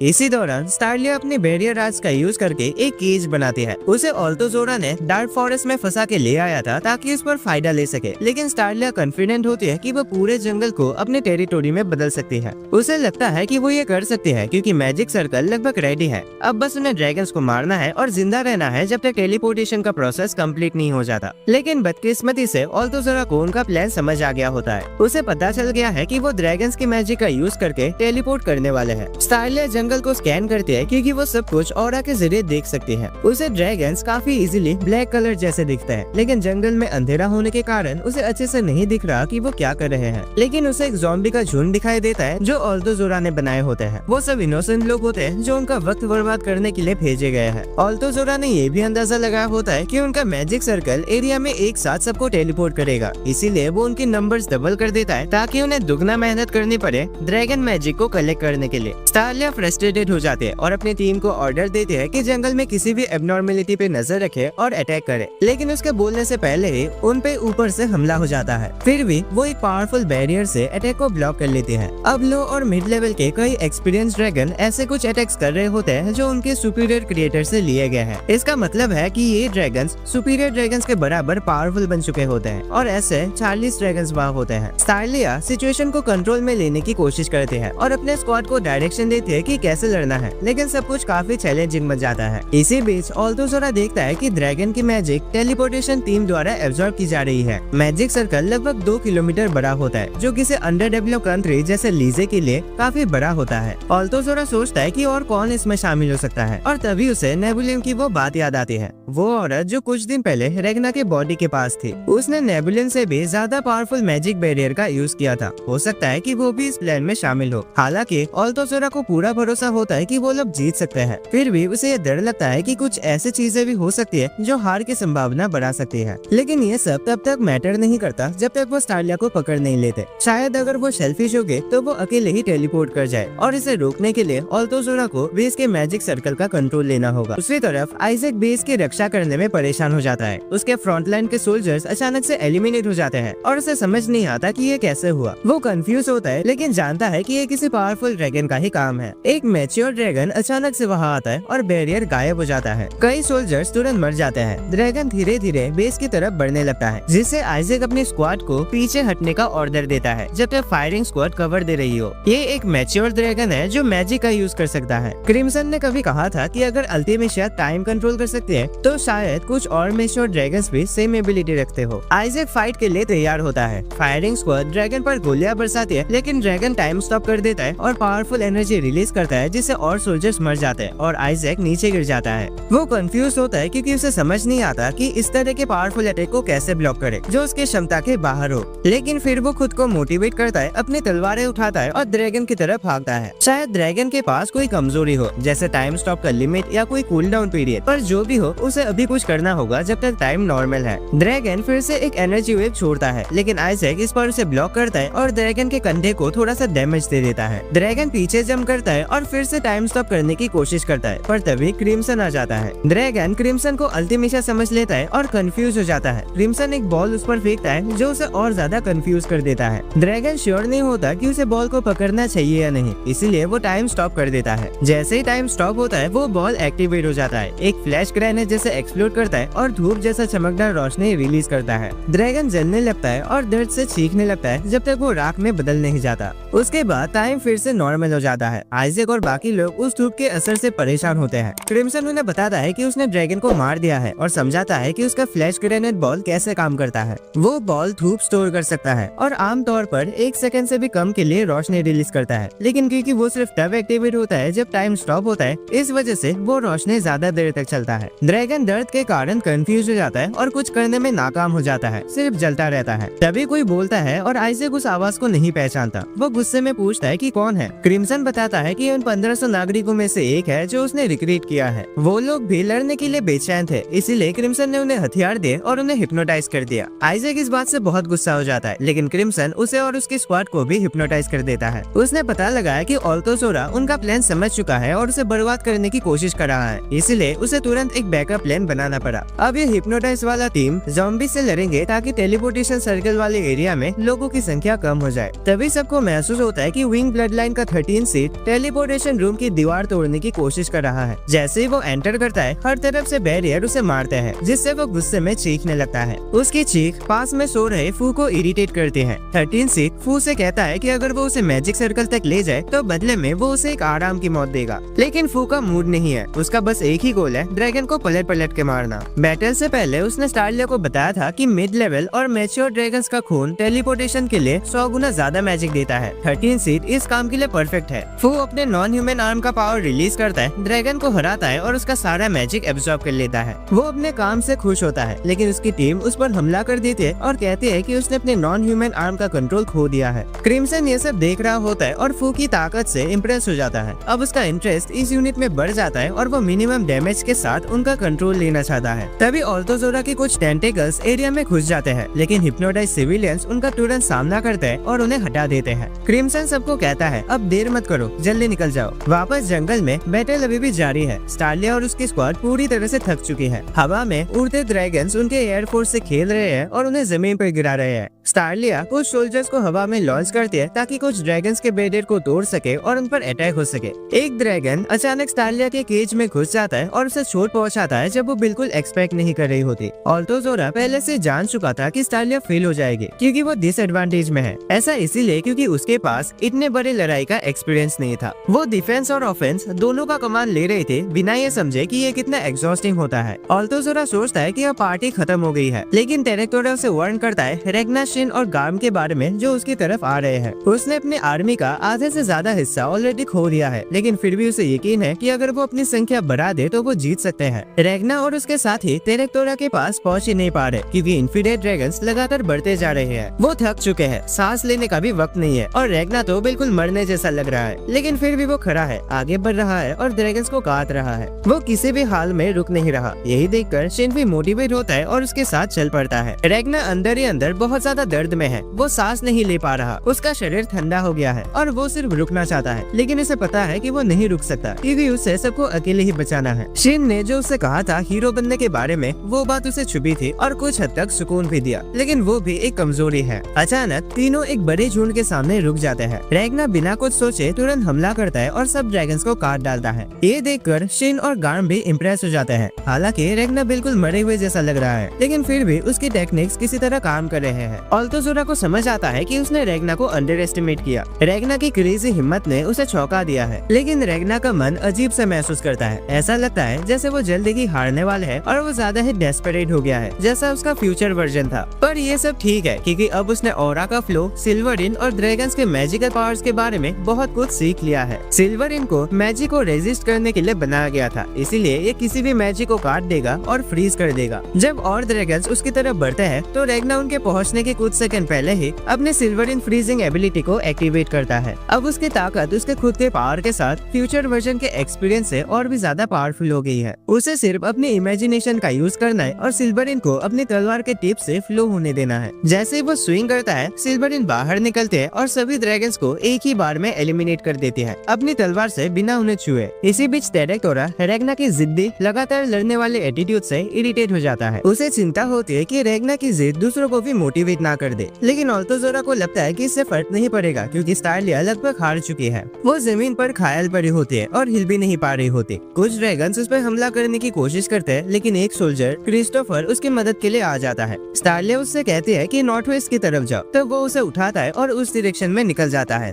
इससे पहले स्टारलिया ने क्रिम्सन से अल्तोज़ोरा का लोकेशन ट्रैक करने के लिए मदद मांगी थी। क्रिम्सन को ये रिस्की लगा, लेकिन फिर भी उसने अनुमान लगाया कि अल्तोज़ोरा बेस से लगभग 1 किलोमीटर के रेडियस में है। इस जानकारी के बेसिस पे स्टारलिया ने ये समझ लिया कि टेरेक्टोरा ने रेग्ना को अल्तोज़ोरा के लोकेशन से दूर खींच लिया था। क्रिम्सन ने ये भी बताया कि अल्तोज़ोरा अपने आसपास आंखें उगा सकता है, जिससे वो लगभग 2 किलोमीटर तक देख सकता है, तो उसका लोकेशन किसी ऐसे एरिया में होना चाहिए जहाँ से पूरे बेस का सबसे अच्छा और बड़ा व्यू मिलता हो। स्टारलिया अपनी सेंसेस उस डायरेक्शन में तेज करता है और अल्तोज़ोरा का पता लगा लेती है। अल्तोज़ोरा समझ जाता है कि उसका लोकेशन ट्रेस हो गया है, तो वो एक जहरीला गैस छोड़ता है ताकि स्टारलिया रुक जाए। नजरिना अचानक उसके पीछे आकर एक सरप्राइज अटैक करते हैं, उसका सिर और दिल फाड़ देती है, लेकिन बदकिस्मती से अल्तोज़ोरा का बॉडी अब भी खड़ा होता है। नजरिना महसूस करती है कि एक नकली बॉडी थी। वो कहती है कि अब आगे का काम स्टारलिया करे और वहाँ से चली जाती है। स्टारलिया उसका शुक्रिया अदा करती है और कहती है कि असली अल्तोज़ोरा असल में 100 मीटर जमीन के नीचे छुपा हुआ है। स्टारलिया अपनी पूरी ताकत लगाकर जमीन को मैनिपुलेट करती है ताकि अल्तोज़ोरा को खींचकर बाहर निकाला जा सके। वो क्रिस्टोफर को कमांड देती है कि एक तलवार उस पर फेंके। अल्तोज़ोरा घबरा जाता है और टेरेक्टोरा से कहता है कि जंगल पर एक कैनन से फायर करे। तभी रेग्ना और उसके साथी टेरेक्टोरा को देखते हैं और टेरेक्टोरा भी उन्हें देख लेता है। वो तुरंत अपने कैनन्स उनकी तरफ एम करता है और ब्लास्ट करना शुरू कर देता है। फिर वो अल्तोज़ोरा के साथ ये चेक करता है कि कौन उनके एरिया में घुस आया है। उसे स्टारलिया दिखती है जो कैनन से हिट हो चुकी होती है और जमीन पर पड़ी होती है। वो अपना एक शरीर स्टारलिया के सामने लाता है और उसके साथ उसकी टीम के मेहनत की तारीफ करता है। इससे पहले क्रिम्सन प्रिंसेस लिकुशिया के बारे में बात कर रहा था, एक मशहूर लड़की जो अपने कई मिलिट्री पावर्स के लिए जानी जाती थी और जिसे सोलरियन लोग एक चमत्कार मानते थे। बाद में वो एक ड्रैगन करेज बन गई थी। कई लोगों का मानना है कि स्टारलिया उसी लिकुशिया का पुनर्जन्म है। अल्तोज़ोरा पहले एक इंसान के रूप में लिकुशिया के लिए काम करता था और ड्रैगन बनने के बाद भी उसकी यादें उसके पास ही रही। इसी वजह से क्रिम्सन ने स्टारलिया को एनकरेज किया था कि वो लड़ती रहे ताकि उसकी शक्ल और इरादे से अल्तोज़ोरा पागल हो जाए। अल्तोज़ोरा स्टारलिया से कहता है कि वो विंग्ड ब्लड लाइन ज्वाइन कर ले क्योंकि वो नहीं चाहता कि स्टारलिया मरे। वो ये तक कहता है कि उसके सोल्जर्स भी चाहते हैं कि वो जिंदा रहे। तभी स्टालिया होश में आते हैं और समझ जाते हैं कि ऑल्टोजोरा उसे लिक्विशिया से कंपेयर करने लगा है। वो उसे बताते हैं कि वो सिल्वरिन को कंट्रोल कर सकते हैं क्योंकि ये मैजिक को रेजिस्ट करने के लिए बनाया गया है और वो उस रेजिस्टेंस को अपनी मर्जी से चला सकते हैं। हो सकता है कि वो एक जनरल के रूप में ऑल्टोजोरा का मुकाबला ना कर सके, लेकिन मैजिक रेजिस्टेंस की तुलना में वो उससे बेहतर है। वो कई सारे बैरियर्स बनाते हैं और एक बड़ा सा भाला समन करते हैं जो ऑल्टोजोरा को छेड़ कर पेड़ से जोड़ देता है। ऑल्टोजोरा का शरीर फ्रीज हो जाता है, लेकिन वो अपने सर पर एक मुंह उगा लेता है ताकि बात करता रहे। वो समय बर्बाद नहीं करना चाहता और तुरंत स्टालिया को जहर दे देता है, लेकिन दो सोल्जर्स तुरंत आकर उसे वहाँ से ले जाते हैं। उनका कहना है कि वो मर जाए तो चलेगा, लेकिन ऑल्टोजोरा के हाथ नहीं लगनी चाहिए। क्रिस्टोफर भी वहाँ पहुँचता है और भाले को ऑल्टोजोरा के शरीर से निकाल देता है, जिससे वो शांति से तबाह हो जाता है। स्टालिया अपनी यूनिट से टेलीपैथी की मदद से बात करते हैं ताकि उन्हें लड़ने के लिए वापस मोटिवेट कर सके। वो उनके इरादे को महसूस करके उसे भाले में ट्रांसफर करते हैं। वो सफलता से अपने सभी सोल्जर्स की इच्छा शक्ति को भाले में समा देते हैं और क्रिस्टोफर को आदेश देते हैं कि वो उसे टेरेक्टोरा पर फेंके। ऑल्टोजोरा तुरंत टेरेक्टोरा को इस खतरे के बारे में चेतावनी देता है और टेरेक्टोरा भी तुरंत रिएक्ट करके अपना कैनन चला देता है। दोनों अटैक्स टकराते हैं, जिससे एक जबरदस्त आग और सिल्वरिन का धमाका होता है, लेकिन भाला कैनन को चीर कर निकल जाता है क्योंकि सोल्जर्स की विल पावर बढ़ चुकी होती है। तभी ऑल्टोजोरा जमीन से एक मॉन्स्टर के रूप में बाहर आता है और स्टालिया पर हमला करने की कोशिश करता है, लेकिन नजरिना उसे किसी तरह बचा लेती है। इसी दौरान भाला सीधा टेरेक्टोरा के शरीर से गुजर जाता है और रेगना उसे पकड़ लेता है। वो उसे अपने हाथ से मिलाकर टेरेक्टोरा पर सिल्वरिन का एक भयंकर हमला करता है। टेरेक्टोरा कैनन चलाने की कोशिश करता है, लेकिन अब देर हो चुकी होती है। रेगना स्लाइम पर गिर जाता है और परेशान होता है कि शायद टेरेक्टोरा ने खुद को उड़ा दिया है जब वो सिल्वरिन से खिड़ गया था। इसीलिए वो स्लाइम से कहता है कि उसे फिर से टेरेक्टोरा के पास ले जाए ताकि उसका काम खत्म किया जा सके। दूसरी तरफ ऑल्टोजोरा घबरा जाता है और जोर जोर से टेरेक्टोरा को बुलाता है, डर के मारे कि कहीं वो मर न गया हो। टेरेक्टोरा जवाब देता है कि वो मरने वाला है, लेकिन दुश्मन को लेकर जाएगा। ऑल्टोजोरा बड़े दुख के साथ उसे कहता है कि वो दोबारा अपने आप को उड़ा दे और इस बार उसके मौत का कुछ मतलब हो। दोनों एक दूसरे से अलविदा लेते हैं और ऑल्टोजोरा उस एरिया से दूर चला जाता है। टेरेक्टोरा अपनी सारी पावर्स अपने आखिरी अटैक में जमा करता है, जिससे एक भयंकर धमाका होता है, लेकिन किस्मत से रेगना समय पर वहाँ पहुँचता है और एक्सप्लोजन को रोकने के लिए सिल्वरिन का एक बड़ा लेयर बनाता है। दूर से सोल्जर्स उस धमाके को देखते हैं और स्टालिया उन्हें बताते हैं कि रेगना उसे संभाल रहा है। अगर वो फेल होता है तो सबकी मौत तय है। रेगना लगातार अपना सिल्वरिन निकालता रहता है, लेकिन वो धमाका इतना जबरदस्त होता है कि उसे पीछे धकेलता जा रहा था। वो अपनी पावर्स बढ़ाना चाहता है, लेकिन उसका तलवार टूटने के कगार पर है। स्टालिया ये देख सकते हैं और समझ जाते हैं कि ये प्रॉब्लम आखिर तलवार में है। वो हार मान चुकी होती है, लेकिन फिर भी हारना नहीं चाहते। वो अपने शरीर से बाहर जाकर कॉन्शियस फॉर्म में रेगना का साथ देने जाते हैं। वो उसके हाथ पर हाथ रखते हैं ताकि तलवार को मजबूत बना सके और थोड़े समय तक वहाँ टिक सके। वो रेगना से कहते हैं कि अपनी पूरी शक्ति लगा दे। रेगना उसके हाथ की सपोर्ट को महसूस करता है और अपने पूरे टीम के ऑरा को महसूस कर पाता है। दोनों मिलकर अपनी शक्तियों पर फोकस करते हैं, सिल्वरिन के एरिया को बढ़ाते हैं और एक्सप्लोजन का काफी हिस्सा फ्रीज कर देते हैं। लेकिन बदकिस्मती से एक्सप्लोजन सिल्वरिन को एब्जॉर्ब करके और भी तेज चलता है और पूरी ताकत से उन दोनों की तरफ आता है। तभी रेगना अपना सीक्रेट बताता है। उसके पास एक अल्टीमेट अटैक बचा हुआ है। वो और स्टालिया दोनों तलवार को छोड़ देते हैं और रेगना बताता है कि उसके अंदर एक और तलवार छुपी हुई है। वो चाहता है कि स्टालिया उसकी पावर को रिलीज करने में मदद करे। किसी तरह स्टालिया उसके अकेले भविष्य की यादों को देख लेती है और इमोशनल हो जाती है। रेगना अपने सिल्वरिन बैटल आर्ट्स का इस्तेमाल करता है, जबकि स्टालिया अपने सिल्वरिन शेपिंग एबिलिटी से उसके पावर को पूरी तरह से रिलीज करने में मदद करते हैं। रेगना सोचता है कि उसे अकेले ही सारे ड्रैगन्स का शिकार करना होगा, वरना वो दूसरों पर निर्भर बन जाएगा और कमजोर पड़ जाएगा। लेकिन अब उसके दिल में एक आग सी जल रही है, एक नई उम्मीद का एहसास। वो अपनी सारी शक्ति एक मुक्के में फोकस करता है और तलवार को मुक्का मारता है, जिससे सारी पावर्स उस एक्सप्लोजन को फ्रीज कर देते हैं और उससे भी आगे तक निकल जाती है। दूर खड़ा ऑल्टोजोरा ये सब देख रहा होता है, इतना ज्यादा हैरान होता है कि कुछ बोल भी नहीं पाता। एक्सप्लोजन पूरी तरह से फ्रीज हो चुका होता है और रेगना उसके सामने खड़ा होता है। पीछे स्टालिया और स्लाइम ये सब देखकर हैरान रह जाते हैं। स्टालिया को भविष्य के रेगना की याद आती है और उसकी आंखों से आंसू निकल जाते हैं। वो असल में गुस्से में है कि रेगना इतना पावरफुल और खूबसूरत होने के बावजूद भी फ्यूचर में अकेला होता है। उसके लिए ये मंजूर नहीं है, इसीलिए वो और भी ज्यादा रो पड़ती है। रेगना इस मोमेंट से इमोशनल हो जाता है और उसका शुक्रिया अदा करता है कि उसने उसके फ्यूचर वाले वर्जन से मुलाकात की। स्टालिया भी उसका धन्यवाद करते हैं कि उसने उसे और उसकी यूनिट को ये जीत दिलाने में मदद की। वो ये भी कहते हैं कि रेगना का आखिरी अटैक बहुत ही ज्यादा कूल था। उसके बाद वो उसे कहते हैं कि क्रिम्सन को छोड़कर उसके साथ आ जाए। वो उसे उस तरह का दुख भरा फ्यूचर नहीं जीने देगी। वो कहते हैं कि रेगना इसके बारे में सोच सकता है, लेकिन अगर वो मना भी करता है तब भी वो उसे अकेला नहीं छोड़ेगी। फिर वो अपने शरीर में लौट जाते हैं ताकि टेलीपोर्टेशन के लिए रेडी हो सके। रेगना वहाँ खड़ा उसकी शान में हैरान होता है वो फिर से उसका शुक्रिया अदा करता है कि उसने उसके साथ जिंदा रहकर एक दूसरे को बचाया। फिर वो बेहोश हो जाता है। स्टारलिया अपने शरीर में वापस आ जाती है और जब टेलीपोर्टेशन मैजिक एक्टिवेट होता है तो सब लोग खुशी और सुकून महसूस करते हैं। ये सब कुछ ठीक हो गया है, लेकिन ये खुशी तुरंत खत्म हो जाती है जब स्टारलिया अचानक से अपना सर खो बैठती है वोल्टे कामुई के अटैक की वजह से। फिर वो उसका सर वापस जोड़ देता है और रेगना पर हमला करने निकल पड़ता है, जिससे रेगना को लड़ने पर मजबूर होना पड़ता है। वो स्लाइम को भी मार देता है इससे पहले कि स्लाइम कुछ कर सके। रेगना अपने लिमिट तक पहुंच चुका है। अब जो बचा है वही उसकी असली कीमत है। उसे कैसे भी करके कुछ करना होगा क्योंकि अब वो फाइनल बॉस के सामने है। वापस कैपिटल में नेबुलिम टेंशन में होता है क्योंकि वोल्टे कामुई वहाँ से चला गया होता है।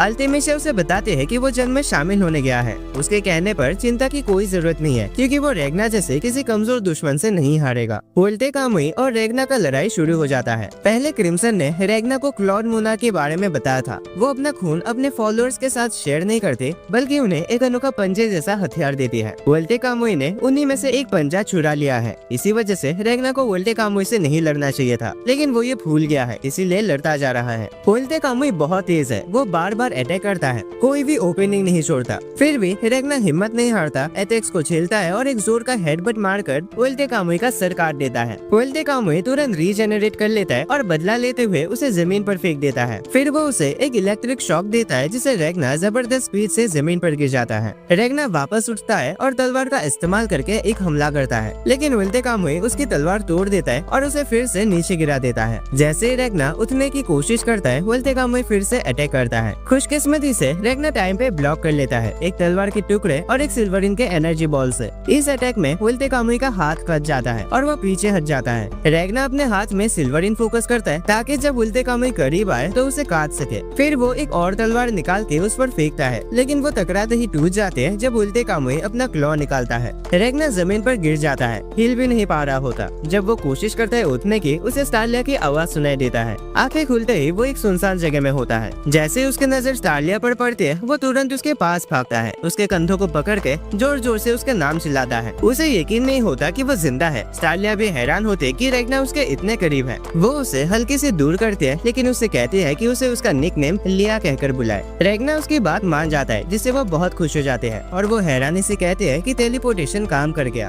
फिर रेगना पूछता है कि बाकी लोग कहाँ है, तो वो उसे उन तक ले जाते हैं, लेकिन अचानक वो रुक जाते हैं और कहते हैं कि वो बस यहाँ तक ही जा सकते हैं। अब उसे कुछ और काम करना है, एक तलवार बनाना जो हमेशा से वो बनाना चाहती थी। अभी तक ये क्लियर नहीं है कि वो तलवार कैसी होगी क्योंकि उसे अभी भी अच्छे से डिटेल्स नहीं पता। बस इतना पता है कि उस तलवार का नाम है सिल्वर कॉमेट। आसमान में एक सिल्वर कॉमेट गुजरता है जब वो ये सब समझा रही होती है और कहते हैं कि एक बार बहुत पहले भी ऐसा ही एक कॉमेट गुजरा था और वहीं से सिल्वरिन ओरिजिनेट हुई थी। वो चाहते हैं कि वो एक ऐसी तलवार बनाए जो रेगना के लायक हो। अचानक जमीन रेगना के नीचे से टूट जाते और वो नीचे गिरता है। जब वो गिर रहा होता है तो वो चिल्लाते हैं और कहते हैं कि वो उसे फिर मिलना चाहता है। फिर अचानक वो उठ जाता है। असल में ये सब एक सपना था, लेकिन वो अभी भी उसकी प्रेजेंस महसूस कर पा रहा होता है, इसलिए उसे सुकून मिलता है। वो इधर उधर देखने लगता है और पता चलता है कि उसके घाव बैंडेज किया गया है और कुछ सैनिक उसके पास में टेंट में सो रहे हैं। वो टेंट के बाहर जाता है और देखता है कि वो उसी खाली जगह के कैंप में है जो उसके सपने में था। स्लाइम भी वहाँ होता है जो डिप्रेस सैनिकों को उनके हार के बाद थोड़ा चेयर अप करने की कोशिश कर रहा होता है। रेगना उसके पास चला जाता है, जिससे स्लाइम खुश हो जाता है। फिर वो रेगना को ले जाता है सोलेरेंस के पास। ये वही लोग हैं जिन्होंने रेगना को ठीक करने की कोशिश की थी। हालांकि ये काफी मुश्किल था क्योंकि इसकी बॉडी में मैजिक से रिएक्शन हो रहा था सिल्वरिन की वजह से। रेगना हैरान रह जाता है जब वो देखता है कि कैरुला का चेहरा अल्टीमेशिया जैसा है। वो तुरंत रिएक्ट करता है और कैरुला को एक ही मुक्के से मार देता है, लेकिन आइजैक बताता है कि ये लोग सोलेरेन चर्च के लिए काम करते हैं। फिर भी अभी तक ये क्लियर नहीं है कि सब कैरुला का चेहरा अल्टीमेशिया जैसा क्यों है। सबसे ताकतवर ड्रैगन हंटर्स एक ही ग्रुप का हिस्सा थे जिसे ड्रैगन्स करेज कहते थे। ये एक इलाइट हंटर ग्रुप था जो सोलेरियन चर्च ने बनाया था। ये लोग सन गॉड की पूजा करते थे और हर मेंबर को सेंट का टाइटल दिया जाता था और उन्हीं सेंट्स में से एक थी कैरुला। उसके पास टाइम को कंट्रोल और मैनिपुलेट करने की शक्ति थी। उसका स्किल इतना यूनिक था कि चर्च ने डिसाइड किया कि उसके मौत के बाद उसके क्लोन्स बनाए जाएंगे। कैरुला के क्लोन्स का इस्तेमाल हीलर्स के रूप में किया गया और उन्होंने उन सोल्जर्स को भी जिंदा किया जो ड्रैगन्स के खिलाफ लड़े थे, लेकिन ये क्लोन परफेक्ट नहीं थे। हर क्लोन सिर्फ 4 साल तक जिंदा रह पाता और जब भी वो टाइम मैजिक का यूज करते उनकी जिंदगी थोड़ी कम हो जाती। इन क्लोन्स के पास कैरुला की पावर का सिर्फ एक छोटा सा हिस्सा होता था, कुछ एक्सेप्शंस को छोड़कर, और क्लोन 19835 उन्हीं एक्सेप्शंस में से एक थी। बाकी सब क्लोन सिर्फ एक खाली शेल जैसे थे, सिर्फ अपने फर्ज को पूरा करने वाले। लेकिन 19835 अलग थे, उसके पास इमोशंस थे। इसी वजह से वो न सिर्फ कैरुला की पावर्स को सीख पाए और यूज कर पाए, बल्कि उसकी जिंदगी भी बहुत ज्यादा लंबी हो गई। वो चर्च के एक फ्रंटलाइन बेस में लीडर के रूप में काम करती थी। लेकिन एक दिन उसने एक ऐसा पाप किया जो चर्च के लिए कभी माफ नहीं था। उसने एक छोटे ड्रैगन को हील कर दिया जो चर्च के लिए एक खतरा था। 8 साल बाद खुद सन गॉड उस पाप की सजा देने के लिए प्रकट हुआ। उस दिन के बाद आगे बनाए गए सभी कैरुला को डिस्ट्रॉय कर दिया गया और उसे फांसी देने का फैसला किया गया। तभी अचानक वक्त रुक गया। एक छोटी बच्ची जैसे कैरुला सामने आई और उसे कहा कि वो उसकी सेवक बन जाए। ये ड्रैगन गॉड थे जिसका कोई असली शारीरिक रूप नहीं था, लेकिन जो अपने भक्तों के विश्वास के मुताबिक रूप धारण करते थे। कैरुला मरना नहीं चाहती थी, वो चाहती थी कि कोई उसे बचा ले, इसीलिए उसने ड्रैगन गॉड की सेवक बनने के लिए हाँ कर दी। ना सिर्फ ड्रैगन गॉड ने उसे ड्रैगन ब्लड दिया, बल्कि उसे ड्रैगन मोनार्क का रैंक भी मिला। ये वो रैंक है जो ड्रैगन गॉड से नीचे होते हैं। उसे एक नया नाम भी दिया गया, अल्टीमिशिया। बाद में वो 13 ड्रैगन मोनार्क्स के एक ग्रुप की लीडर बन गई जिसका नाम था ब्लड ऑफ ट्यूइंग। ये लोग कई बार इंसानों पर हमला करते थे क्योंकि ड्रैगन गॉड ने ऐसा करने को कहा था। ये सब शुरू हुआ था जब ड्रैगन गॉड को दानापुरु नाम के शहर में एक पेस्ट्री शॉप बहुत पसंद आ गई थी। ये शहर किंगडम ऑफ लीजे में था और वो खुद इस शहर को ड्रैगन अटैक से बचाती थी। लेकिन एक दिन उस पेस्ट्री शॉप में चोरी हो गई और वो बंद हो गई। इससे ड्रैगन गॉड इतनी उदास हो गई कि उसने गुस्से में सब कुछ तबाह करने का सोचा, जैसे बच्चे गुस्सा होने पे करते हैं, और उसने डिसाइड किया कि पूरे किंगडम को बर्बाद कर देगी। ये सारी बातें समझाने के बाद कि कैरुला का चेहरा अल्टीमिशिया जैसा क्यों है, कैरुला रेगना से कहते हैं कि वो उनके लिए ड्रैगन्स कैरेज बन जाए ताकि वो अपने लोगों की मदद कर सके। रेगना मना कर देता है, भले ही उन्होंने बहुत सारे फायदे बताए थे। तो कैरुला भी मना कर देती है उन घायल लोगों की मदद करने से, क्योंकि स्टारलिया ड्रैगन्स कैरेज बनने में फेल हो गई थी और रेगना उसकी जगह नहीं ले रहा था। तभी रेगना देखता है कि एक पुरानी बिल्डिंग से रोशनी आई है। वो किमेरा की तरफ से एक सिग्नल था जो उसे बुला रही थी। रेगना कैरुला से पूछता है कि चर्च ने उनकी मदद क्यों नहीं की। कैरुला जवाब देते हैं कि वो सिर्फ उनकी मदद करते हैं जो ड्रैगन्स कैरेज बनने लायक हो। किसी भी इंसान को पहले ये साबित करना पड़ता है कि वो भगवान का एक चमत्कार है। स्टारलिया ये साबित नहीं कर पाई, लेकिन रेगना ने किया और ये भी भगवान की मर्जी है। रेगना गुस्से में आ जाता है और टेबल पर जोर से मुक्का मार देता है। वो कहता है अगर तुम्हारा भगवान इतना ही महान है तो खुद क्यों नहीं आता ड्रैगन्स को मारने। फिर वो उनसे कहता है कि उन घायल लोगों की मदद कर दो और बदले में वो अल्टीमिशिया को खत्म करेगा। वो स्लाइम को लेकर उस पुरानी बिल्डिंग में जाता है जहाँ क्रिम्सन होता है। क्रिम्सन उसे कम्प्लीटली हील कर देता है ग्लोब चैम्बर में। ये चैम्बर अब ठीक है क्योंकि उसमें सेल्फ रिपेयरिंग कैपेबिलिटीज है, वरना क्रिम्सन रेगना को कभी माफ नहीं करता। और वैसे भी उसके पिछले 2 दिनों से कुछ काम नहीं था, तो उसने चैम्बर को ठीक करके अपने मून बेस से कनेक्ट कर दिया। सब लोग वहाँ जाते हैं और रेगना बताता है कि स्टारलिया अभी भी जिंदा है। क्रिम्सन इस बात पर यकीन नहीं करता क्योंकि उसका सर काट दिया गया था, इसका मतलब वो सच में मर चुकी है। रेगना समझाता है कि बैटल के एंड में उसकी और स्टारलिया के ऑरा के थ्रू एक गहरा कनेक्शन हुआ था और वो कनेक्शन अभी भी जिंदा महसूस होता है। ऊपर से वोल्टे कामुई ने उसका सर काटने के बाद तुरंत उसे वापस जोड़ दिया था और वो मैग्नेट की तरह चिपक गया था। और सबसे बड़ी बात, वोल्टे कामुई ने उसका बॉडी भी साथ ले गया था, जबकि सर ले जाना ही काफी होता। लेकिन क्रिम्सन के लिए ये सब अभी भी कोई प्रूफ नहीं है। रेगना उसकी बात को टाल देता है, कहता है काश वो सोल्जर्स को बता पाता कि स्टारलिया अभी भी जिंदा है। वो कहता है कि वो उसे फिर देखना चाहता है, इसलिए वो क्रिम्सन से मदद मांगता है क्योंकि बैटल अभी खत्म नहीं हुई है। लेकिन क्रिम्सन किसी ऐसे बात पर यकीन नहीं करना चाहता जिसका कोई गारंटी नहीं, भले ही रेगना कितना भी जोर दे। वो कहता है कि अभी ड्रैगन्स को हराना मुमकिन नहीं है क्योंकि उनके पास टाइम कंट्रोल मैजिक है और वोल्टे कामुई भी उनके साथ है। सिर्फ टाइम कंट्रोल से निपटने के लिए भी उनके पास एक सरप्राइज अटैक होना चाहिए जो अभी उनके पास नहीं है। रेगना ऑफर करता है कि वो वोल्टे कामुई को हैंडल करेगा, जबकि क्रिम्सन अल्टीमिशिया को। पर क्रिम्सन को उसके लिए थोड़ा टाइम चाहिए और अभी फाइट करने का कोई फायदा नहीं है। रेगना कहता है कि स्टारलिया ही सबसे बड़ा फायदा है। वो एक लाजवाब इंसान है जिसे उन्हें ड्रैगन्स के खिलाफ लड़ने के लिए चाहिए। क्रिम्सन हैरान रह जाता है, उसे लगता है कि रेगना तो उसके साइड पर था, ना कि स्टारलिया की। उन दोनों ने एक प्रॉमिस किया था और अब वो रेगना को खोना बिल्कुल बर्दाश्त नहीं कर सकता। रेगना उसे तसल्ली देता है, अरे फिक्र मत करो, मैं नहीं मरूंगा क्योंकि मैं कभी नहीं मरता। लेकिन क्रिम्सन कहता है कि अब तक तो ये सिर्फ किस्मत थी। रेगना हंसता है, कहता है कि अगर वाकई ऐसा है तो अब मैं किस्मत पर भरोसा करना ही छोड़ देता हूँ। उसके दिमाग में उन सभी के साथ बिताए हुए पुराने लम्हे घूमने लगते हैं और तब उसे फाइनली समझ आता है कि वो क्यों लड़ना चाहता है। वो सबको बचाना चाहता है ताकि सब फिर से साथ मिलकर हंस सके।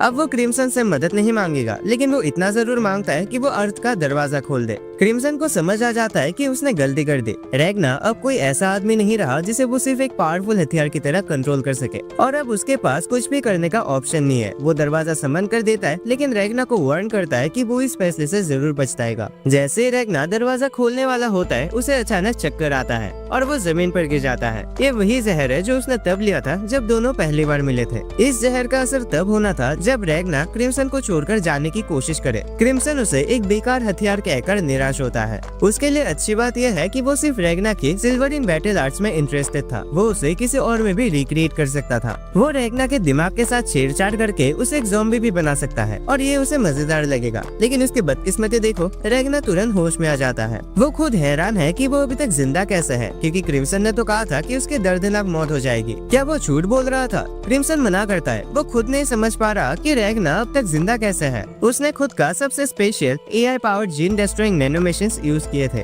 अगर रेगना के अंदर वो आधा सिल्वरिन का तलवार भी है तो कम से कम आधा तो मर जाना चाहिए था। क्रिम्सन गुस्से से पागल हो जाता है और रेगना उसे शांत करने के लिए उसके सिर पर मार देता है, जिससे वो सीधा दीवार से जा टकराता है। रेगना मानता है कि उसने उनके बीच हुए प्रॉमिस को तोड़ दिया, लेकिन क्रिम्सन की बातें उसे इमोशनल नहीं कर पाती। किमेरा उस पर पीछे से अटैक करने की कोशिश करते हैं, लेकिन रेगना उसे तुरंत खत्म कर देता है। वो याद करता है कि जब उसने पहली बार फ्यूचर में क्रिम्सन से मुलाकात की थी तो रेगना ने उसे मार दिया था और उसके बॉडी में दिल नहीं था। अब वो जानना चाहता है कि उसका दिल कहाँ है। शायद इसी वजह से क्रिम्सन की बातों में कोई इमोशन नहीं होता। स्टार्लिया का यूनिट बार बार रेगना के दिल को छू सका क्योंकि उन्होंने हमेशा अपनी जान दांव पर लगाई, लेकिन क्रिम्सन कभी सीख नहीं पाया। वो सिर्फ अपने शैतानी प्लान बनाता रहा। रेगना कहता है कि जीतने के चांसेस भले ही कम हो लेकिन जीरो तो नहीं है। अगर क्रिम्सन अब चैलेंज नहीं ले सकता तो वो बाकी के ब्लड लाइन्स को कैसे खत्म करेगा? क्रिम्सन के पास जवाब नहीं होता। वो खामोश रह जाता है। किमेरा अपना रूप बदलकर फिर से रेगना पर हमला करने की कोशिश करते हैं, लेकिन क्रिम्सन उसे रोक लेता है। वो रेगना से कहता है जो करना है कर लो और रेगना को छोड़ देते हैं।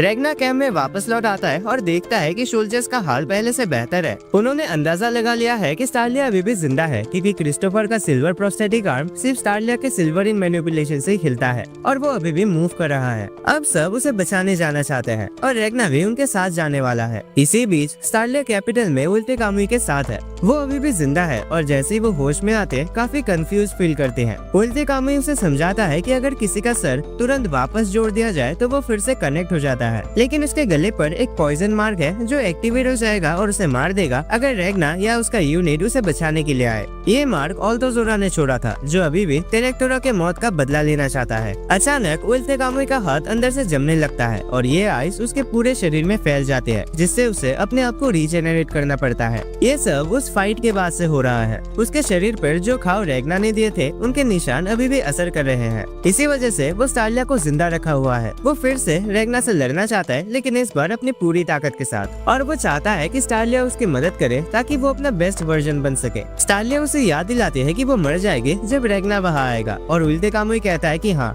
इसी वजह से वो चाहता है कि स्टार्लिया रेगना के लिए एक तलवार बनाए जो उसके क्लॉ के सामने टिक सके। उस वक्त के आने से पहले स्टार्लिया डिसाइड करते है कि वो तलवार बनाने की जल्दी करेगी ताकि वो बिना किसी पछतावे के मर सके। क्रिम्सन इसी दौरान बेड पर उदास होकर पड़ा होता है। वो सैटेलाइट के जरिए कैपिटल की सिचुएशन चेक करता है। वो देखता है कि ड्रैगन्स काफी जल्दी में लग रहे हैं और वो अंदाजा लगाता है कि शायद इसका रीजन ये है कि अल्टीमेशिया इस वक्त अपना टाइम कंट्रोल मैजिक यूज नहीं कर पा रही। ये परफेक्ट मौका है हमला करने का। वो अपने सर्वेंट्स को इकट्ठा करता है और बैटल के लिए तैयार होता है, रेगना और स्टार्लिया की यूनिट के साथ। रेगना और बाकी यूनिट फू और कैरोला की मदद से कैपिटल की तरफ निकलते हैं। जैसे ही वो लोग कैपिटल पहुंचते हैं, स्टार्लिया के गले का मार्क एक्टिवेट हो जाता है और उसे घुटन होने लगती है। इसी तरह उल्टे कामुई को पता चलता है कि दुश्मन पहुंच गया है। ड्रैगन के सोल्जर्स ग्राउंड पर उतरने लगते हैं और नोटिस करते हैं कि सूरज नहीं उग रहा। ये नेबुलिम के बैरियर की वजह से है। बॉर्जियस भी उन्हें देख लेता है और तुरंत अटैक शुरू कर देता है। उल्टे कामुई रेगना का इंतजार करता है। सोल्जर्स रेगना से कहता है कि वो तुरंत उल्टे कामुई के पास चले जाए और वो निकल पड़ता है। नेबुलिम किसी और को भी महसूस करता है, लेकिन उसे ये समझ नहीं आता कि वो कहाँ से आ रहा है। ये क्रिम्सन है, अपने टेलीपोर्टेशन रूम के जरिए बैरियर के ऊपर से आ रहा है। क्रिम्सन देख लेता है कि ड्रैगन्स ने अब तक टाइम स्टॉप नहीं किया, जबकि वो उनका सबसे बड़ा एडवांटेज होता। इसका मतलब है कि वो सच में टाइम स्टॉप नहीं कर सकते। वो तुरंत अपने गोलेम का जायंट रोबोट स्पेशल कनेक्शन के जरिए समन करता है। नेबुलिम पैनिक में आ जाता है क्योंकि उसने किसी इंटरफेरेंस की उम्मीद नहीं की थी और वो बॉर्जियस को मशीन को रोकने के लिए बुलाता है। रेगना भी देख लेता है कि क्रिम्सन आ गया है, बिल्कुल उसके उम्मीद के मुताबिक। जैसे वो उल्टे कामुई की तरफ बढ़ता है, उसे स्टार्लिया दिखाई देती है जो मरने के बिल्कुल करीब थी। उल्टे कामुई उसका इंतजार कर रहा होता है। रेगना तुरंत स्टार्लिया के पास दौड़ता है और उल्टे कामुई उन्हें अलविदा कहने का वक्त देने के लिए पीछे हट जाता है। आता है। रेगना उसे अपनी बाहों में उठाता है और देखता है कि उसके शरीर में जहर तेजी से फैल रहा है। वो उसके लिए आया जैसे उसने प्रॉमिस किया था, लेकिन अब वो क्या करे जब वो मरने वाली हो। अगर वो पॉइजन को फ्रीज करने की कोशिश करेगा तो उसे भी फ्रीज कर देगा। शायद सोलेरियन या क्रिम्सन उसकी मदद कर सके, लेकिन अब टाइम नहीं बचा। स्टारलिया उसे अपना बनाया हुआ तलवार देती है और कहती है कि ये उसके लिए बनाई गई है। रेगना उसे लेता है और उसे सिल्वर कॉमेट वाली ड्रीम याद आती है। स्टारलिया उससे माफी मांगती है कि वो इससे बेहतर तलवार नहीं बना पाए और इस तरह वो अपना वादा पूरा नहीं कर पाए। स्टारलिया को अफसोस होता है कि वो काफी अच्छी नहीं थी, क्योंकि रेगना इस तलवार से बोलते कामुई के क्लॉ को नहीं हरा पाएगा। वो जोर से खांसती है और रोती है जैसे जैसे उसका आखिरी वक्त करीब आता जाता है। वो कहती है कि अगले जन्म में वो एक शक्तिशाली तलवार बनाएगी जो रेगना के लायक हो, लेकिन उसके लिए शायद अगली बार कभी नहीं आएगी। रेगना परेशान हो जाता है और उसका मन बेचैन होने लगता है। वो चाहता है कि दोनों जिंदा रहे और मिलकर अच्छे से बात कर सके, लेकिन अगर ऐसा नहीं हो सका तो कम से कम वो चाहता है कि स्टारलिया उसे देखे जब वो लड़ता है। वो वादा करता है कि इसी तलवार से वो उल्टे कामुई को हराएगा और चाहे स्टारलिया उसे ना देख सके, वो इतना तेज चमकेगा कि उसे उसकी रोशनी को महसूस करना पड़ेगा। तभी नजरीना आती है और स्टारलिया को अपने गोद में उठा लेते हैं ताकि रेगना अपना रास्ता उल्टे कामुई तक शुरू कर सके। अगर स्टारलिया मर गई तो रेगना को दुख होगा, लेकिन वो खुश भी होगा कि उसने उसे अपनी जिंदगी में पाया। इसीलिए स्टारलिया को सब कुछ देखना होगा आखिरी पल तक, क्योंकि अब से रेगना अपने फ्यूचर वाले वर्जन से भी ज्यादा स्ट्रॉन्ग होने जा रहा है। उल्टे कामुई नीचे आता है और रेगना उससे कहता है कि जल्दी से ड्रैगन बन जाए, लेकिन उल्टे कामुई पहले वही से शुरू करना चाहता है जहाँ वो रुक गए थे और रेगना को अपना क्लॉ दिखाता है। वो क्लॉ यूजर के हिसाब से अपने कैरेक्टरिस्टिक बदल सकता है, इसीलिए जब उसने उसे छुआ तो वो लाइटनिंग क्लॉ बन गया। वो तुरंत एक्सपांड करके बदल जाता है और बिजली जैसी स्पीड से एक भयंकर फॉर्म ले लेता है। फिर वो जबरदस्त इलेक्ट्रिक शॉक वेव छोड़ता है जो जमीन को तहस महस कर देता है। लेकिन रेगना को इन सब से कोई फर्क नहीं पड़ता। उसका सिर्फ एक ही गोल है, उसे ड्रैगन बनने पर मजबूर करना। उल्टे कामुई इस पर अटैक करता है, लेकिन रेगना उसे तुरंत फ्रीज कर देता है। उल्टे कामुई का हाथ और उसका अटैक दोनों जम जाता है। फिर रेगना तुरंत हमला करता है और उसे आधा काट देता है। ये देखकर उल्टे कामुई और भी एक्साइटेड हो जाता है। रेगना अपनी तलवार को अपनी पीठ पर रखता है जो तेज चमकने लगती है। अब वो चाहता है कि उल्टे कामुई जल्दी से अपने सबसे पावरफुल फॉर्म ले ताकि वो उसे उसके बेस्ट फॉर्म में मार सके। तलवार उसकी पीठ पर और भी ज्यादा चमकने लगती है, जिससे वो थोड़ा जमीन से ऊपर उठ जाता है जैसे कोई भगवान हो। उल्टे कामुई को ये सब बहुत ही मजेदार लगता है, जैसे उसका शरीर रीजनरेट होता है। वो दोनों के हथियारों का तुलना करते हैं। उसका क्लॉ यूजर के हाथ में 100% तक पहुंचता है, लेकिन रेगना की तलवार यूजर को 120% तक ले जाती है। आखिरकार वो सीरियस हो जाता है और ड्रैगन फॉर्म में बदल जाता है। वो रेगना पर अटैक करता है, लेकिन रेगना सिर्फ अपने हाथों से ब्लॉक करता है, जिससे सिल्वरिन की एक भयंकर लहर निकलती है। इससे आसपास का एरिया पूरी तरह से बिगड़ जाता है, जिसे देखकर नजरिना तुरंत स्टारलिया को लेकर वहाँ से निकल जाती है। रेगना उन्हें देखता है और उनकी स्पीड बढ़ाने के लिए एक स्वर्ड भेजता है। फिर वो अपने एनिमी पर फोकस करता है और क्लोज कॉम्बैट के लिए अटैक करता है, जिसमें वो और सिल्वरिन का अटैक करता है जो उल्टे कामुई को थोड़ा पीछे धकेलता है। लेकिन उल्टे कामुई अपने क्लॉ से पलटवार करता है और दोनों के बीच जोरदार टक्कर होती है। उल्टे कामुई एक ओपनिंग देखता है और रेगना को अपने पूंछ से मारकर जमीन पर गिरा देता है। फिर वो अपने क्लॉ को बड़ा करता है ताकि दूर से रेगना को मार सके, लेकिन रेगना डॉज करता है और वापस उठ जाता है। उल्टे कामुई तुरंत इस पर रश करता है, लेकिन रेगना ब्लॉक करता है और दोनों के बीच कुछ देर तक लगातार फाइट चलती है। तब तक उल्टे कामुई को थोड़ा सा अपर हैंड मिल जाता है। वो रेगना के पीछे से छुपकर उस पर फायर करता है। शुक्र है कि स्टारलिया के बनाए गए स्वॉर्ड में एक बैरियर एक्टिवेट हो जाता है जो अटैक को रोक लेता है। फिर भी उल्टे कामुई अपने क्लॉ से रेगना को पकड़ लेता है और उसे जमीन पर दबा देता है। रेगना क्लॉ को फ्रीज करने की कोशिश करता है, जब तक उल्टे कामुई एक इलेक्ट्रिक एनर्जी बॉल बनाकर उसमें ब्लास्ट करने की तैयारी करता है। रेगना समय पर वो क्लॉ हटा देता है और अटैक को एक हाथ से ब्लॉक करता है। अपने दूसरे हाथ को वो ब्लेड में बदल देता है और उस एनर्जी अटैक को बीच से काट देता है। फिर वो उल्टे कामुई तक पहुंचता है, उसे आसमान की तरफ धकेलता है और उसका हाथ काट देता है। उल्टे कामुई रीजनरेट करने से पहले ही अटैक करता है और रेगना उस अटैक का डिफेंस करता है। ये फाइट ऐसे ही चलती रहती है जब तक नजरिना ग्राउंड से उन्हें देख रही होते हैं, बैरियर के बाहर से। वो रेगना की रोशनी को देखते हैं और उसे स्टारलिया को दिखाने की बात करते हैं। स्टारलिया उसे कहते हैं कि वक्त बर्बाद मत करो उस इंसान पर जो मरने वाला है, और उसे वापस जाने को कहते हैं। नजरिना परेशान हो जाते हैं, लेकिन उसे समझ आ जाता है कि स्टारलिया अब जवाब नहीं दे रही। वो वहाँ से जाने लगते हैं अलविदा कहकर और स्टारलिया का शरीर वहीं छोड़ जाती है। इसी दौरान नेबुलियम लगातार क्रिम्सन की प्रेजेंस महसूस करता है। उसने अल्टीमेट अल्टीमेशिया को एक ऑल्टरनेट स्पेस में रखा है और उसे डर है कि क्रिम्सन वहाँ पर उस स्पेस पर कब्जा करने आया है। क्रिम्सन एक स्पेल कास्ट करना शुरू करता है और नेबुलियम के बैरियर्स को तोड़ने लगता है।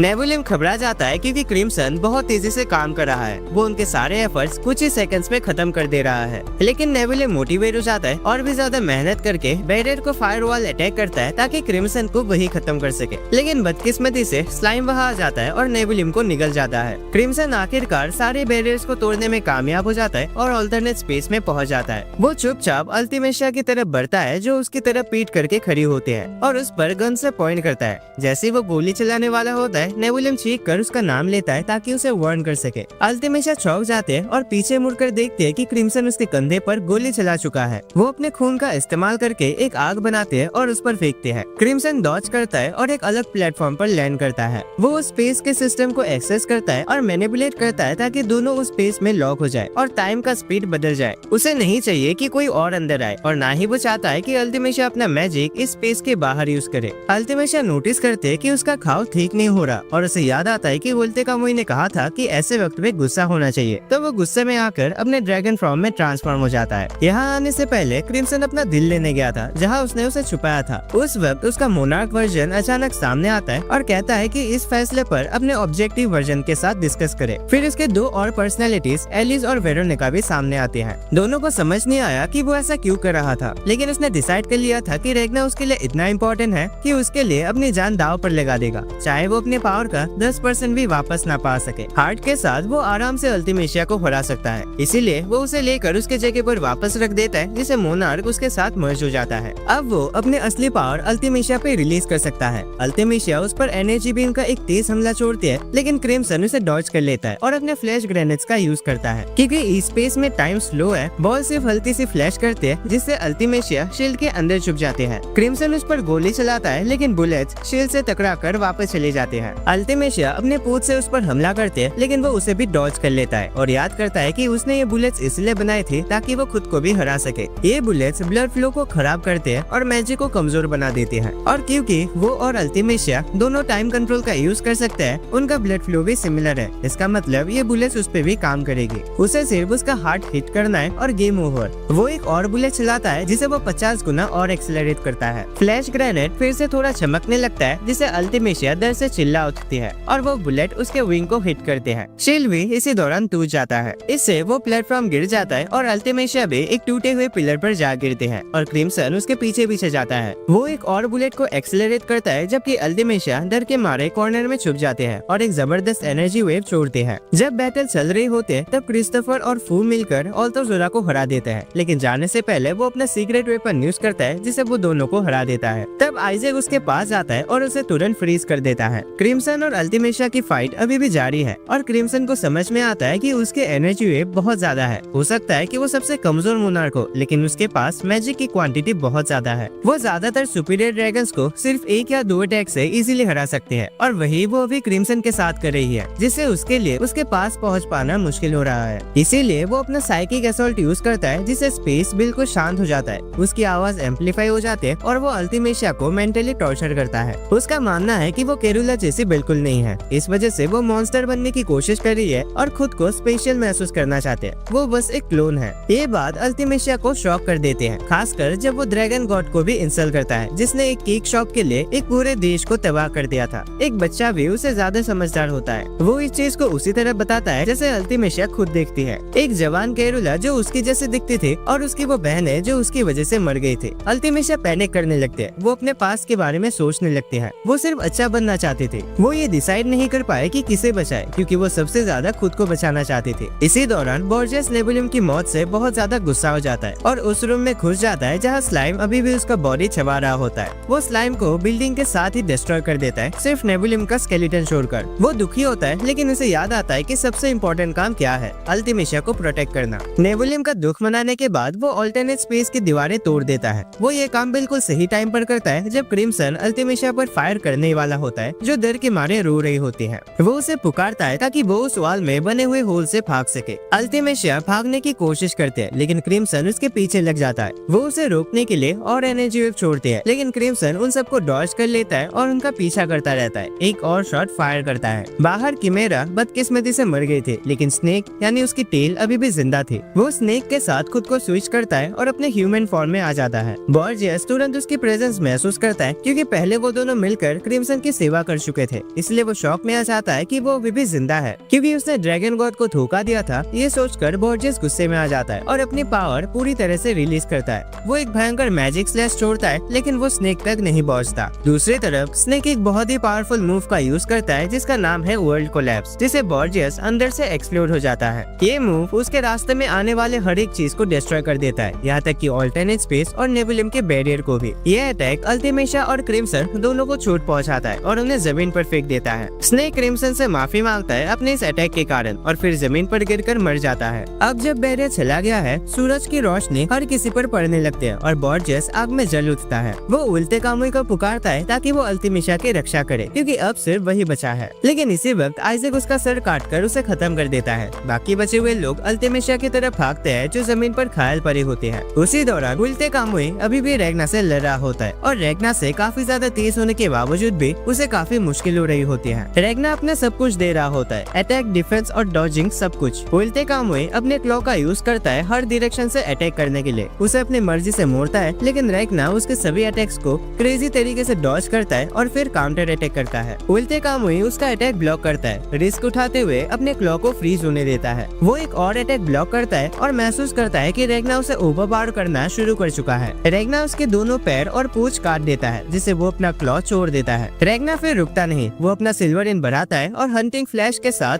उल्टे कामुई को अटैक करता है। ये देखकर उल्टे कामुई डिसाइड करता है कि अब वो भी फुल पावर में लड़ेगा। वो अपना क्लॉ उठाता है और रेगना के अटैक को काउंटर करता है। अल्टिमेशिया उठ जाती है जैसे आइजैक और बाकी लोग उसके पास पहुंचते हैं। वो अपना डिफेंस करते हैं लेकिन नजरिना उसके सिर में तलवार घुसा देते हैं जिससे वो दर्द में चीखने लगते हैं। इस दर्द से वो रैंडम तरीके से एनर्जी वेव छोड़ने लगते हैं जो कई सोल्जर्स को उड़ा देते हैं और नजरिना भी उससे दूर हो जाते हैं। उल्टे कामुई दूसरी तरफ लाइटनिंग गॉड बैटल आर्ट्स का यूज करता है जो ग्रेविटी को बहुत ज्यादा बढ़ा देता है जिससे सभी नीचे खिंच जाता है, यहाँ तक कि अल्टिमेशिया भी। रेगना ये देखकर हैरान रह जाता है। उल्टे कामुई ट्रांसफॉर्म हो चुका होता है और अपने क्लॉ के साथ फ्यूज हो चुका होता है जिससे वो अपने हाथों को ब्लेड्स में बदल देता है। रेगना भी अपने आर्म ब्लेड के साथ तैयार होता है लेकिन उल्टे कामुई बहुत ज्यादा शार्प होता है। वो रेगना की ब्लेड इतनी तेजी से काट देता है कि रेगना को भी समझ नहीं आता कि क्या हुआ। वो इतनी तेजी से मूव करता है कि रेगना ना तो उसके अटैक प्रेडिक्ट कर पाता है और ना ही काउंटर। लेकिन किसी तरह रेगना एक पंच उस पर हिट करता है, फिर भी उसे पेट में एक जोरदार लात पड़ती है और वो लात भी क्लॉ की तरह शार्प हो जाते हैं और उसे छीड़ देती है। उल्टे कामुई उसके बाद रेगना का सर काट देता है जबकि उसका इलेक्ट्रिक चार्ज जमीन पर और बढ़ जाता है। क्रिम्सन जमीन पर लेटे हुए अपने चोटों के कारण बहुत ज्यादा खून खो रहा होता है। वो स्लाइम की आवाज सुनता है जो इधर उधर भटक रहा होता है खाना ढूंढने के लिए। वो उसे बुलाता है कि एक लड़की के साथ स्टालिया की यूनिट में चले। तभी उल्टे कामुई के अटैक से एक बड़ा धमाका होता है, उसकी शॉक वेव सब कुछ उड़ा कर रख देती है। रेगना का सर हवा में उड़ जाता है। उल्टे कामुई अपने पावर्स में अंधा हो चुका होता है, इसलिए अब वो क्लॉड मोनार्क से मिलना चाहता है क्योंकि अब वो अपने पीक तक पहुंच चुका है और उसे ढूंढकर उसे और ड्रैगन गॉड को भी मारना चाहता है। रेगना उसे सरप्राइज करता है एक और भयंकर हंटिंग फ्लैश के साथ जो उसे जमीन की गहराई में भेज देता है और उसके अपनी तलवार भी क्रैक हो जाते हैं। रेगना अपना सर वापस अपने बॉडी पर लगा लेता है और सिल्वरिन का यूज करके खुद को हील करता है। वो अब भी दर्द में होता है लेकिन उल्टे कामुई को अपनी मर्जी से कुछ भी करने नहीं देना चाहता। अल्टिमेशिया जैसे तैसे उस जगह पर पहुंच जाते हैं जहां उल्टे कामुई गिरा होता है और उसका नाम चीख कर पुकारते हैं। उल्टे कामुई भी चिल्लाकर कहता है कि वो उसकी फाइट में इंटरफेयर ना करे। रेगना पोजीशन ले लेता है और उल्टे कामुई समझ जाता है कि रेगना वही मूव यूज करेगा जो उनकी पहले फाइट में किया था, लेकिन वो ज्यादा चिंता नहीं करता क्योंकि उसे लगता है कि वो इस मूव को हैंडल कर लेगा। वो तेजी से उस पर हमला करता है और उसी दौरान एक एक्स्ट्रा मूव का यूज करके अपने हाईएस्ट फॉर्म में ट्रांसफॉर्म हो जाता है, एक ऐसी फॉर्म जो सूरज तक को डिस्ट्रॉय कर सकती है। जैसे वो रेगना के पास पहुंचता है, रेगना सोचता है कि अब उसे अपना सब कुछ लगाना पड़ेगा और एब्सोल्यूट बनना पड़ेगा। उसे अपने हंटिंग फ्लैश को और ज्यादा स्ट्रॉन्ग करना पड़ेगा क्योंकि अभी भी वो उल्टे कामुई को गिराने के लिए काफी नहीं है। उसे साउंड और लाइट से भी ज्यादा तेज होना पड़ेगा और एक ही अटैक में उसे खत्म करना पड़ेगा। वो अपने पावर को इस लेवल तक ले जाता है और उल्टे कामुई को 2 बार काट देता है इससे पहले कि वो कोई अटैक कर सके। इतनी ज्यादा पावर रिलीज होती है कि एक बहुत ही भयंकर धमाका होता है जो उल्टे कामुई को साफ कर देता है। क्लॉड मोनार्क ये सब देख रहे होते हैं, बताते हैं कि उल्टे कामुई ने तभी एनिमीज को स्पीड से हराया था और आखिर में उसे भी रफ्तार नहीं हरा दिया। जैसे ही वो मरता है उसे याद आता है कि उसने हर पावर को चुराया था जो उसे मिली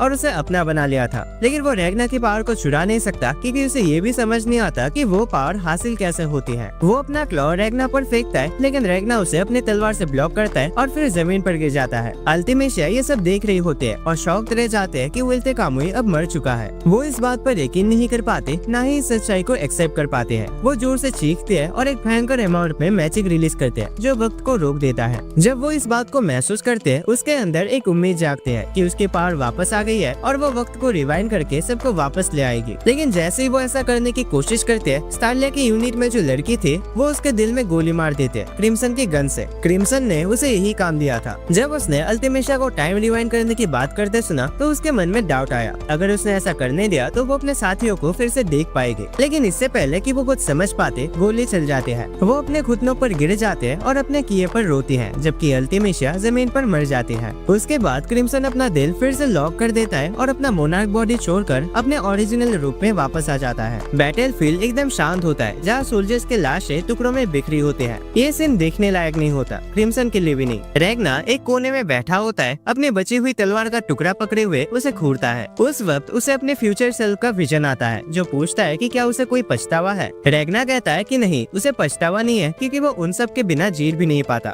लेकिन हाँ, उसे दुख जरूर है। उसका फ्यूचर सेल्फ उसके पास आता है और क्रिम्सन में बदल जाता है। क्रिम्सन पूछता है क्या वो दुख के कारण सब कुछ छोड़ देगा। रैग्ना कहता है नहीं, वो दुख बर्दाश्त कर सकता है, लेकिन वो ड्रैगन्स को मारना कभी बंद नहीं करेगा, चाहे वो अकेले ही क्यों ना हो। फिर क्रिम्सन उसे जगाता है और रैग्ना एक कैप्सूल के अंदर उठता है। क्रिम्सन और गोलेम उसे एक रूम में ले जाते हैं जहाँ स्टारलिया सो रही होती है। नजरिना, स्लाइम और आइजैक भी वहाँ होते हैं। क्रिम्सन बताता है कि स्टारलिया को ऑल्टोजुरा के पॉइजन से पूरी तरह हील कर दिया गया है। जब आइजैक बैटल में ऑल्टोजुरा को खत्म करने वाला था, तब ऑल्टोजुरा ने उसे एंटीडोट दिया था इनाम के रूप में। रैग्ना उसके बेड के पास जाता है। उसे याद आता है जब स्टारलिया ने उससे कहा था कि वो उसके साथ रहे, क्योंकि वो नहीं चाहती थी कि रैग्ना अकेला और दुखी हो जाए। रैग्ना इतना खुश होता है उसे जिंदा देखकर कि वो रो पड़ता है, खुद से कहकर कि एक दिन वो जरूर जागेगी और उसके लिए एक नई तलवार बनाएगी जैसे उसने प्रॉमिस किया था। खैर जो भी हो, जीत तो जीत होते हैं और स्टारलिया के सभी सोल्जर्स जिंदा हो या शहीद इस बात से सहमत होते हैं। रैग्ना अपने स्वॉर्ड के टुकड़े, अपने जरूरत की चीजें पैक करता है और निकल पड़ता है अगले ड्रैगन ब्लडलाइन का शिकार करने। सो दोस्तों, इसी के साथ ये एनीमे यहीं पर खत्म हो जाते हैं और इसका कोई भी अगला पार्ट नहीं आएगा, क्योंकि जितना कुछ था मैंने इसी वीडियो में एक्सप्लेन कर दिया है। एंड कमेंट्स में बताना कि आप लोगों को इसका सबसे मजेदार पार्ट कौन सा लगा। एंड अगर वीडियो पसंद आए तो एक लाइक कर देना, चैनल पर नए हो तो सब्सक्राइब करके रखना, ताकि आप ऐसे मजेदार एनिमेस मिस ना करो। और साथ ही अगर आपको मैजिकल और इसेकाई टाइप के एनिमेस पसंद है तो स्क्रीन पे शो हो रहे उन वीडियोस पे क्लिक करना। एंड मैं आपसे मिलता हूँ एक और नए वीडियो में।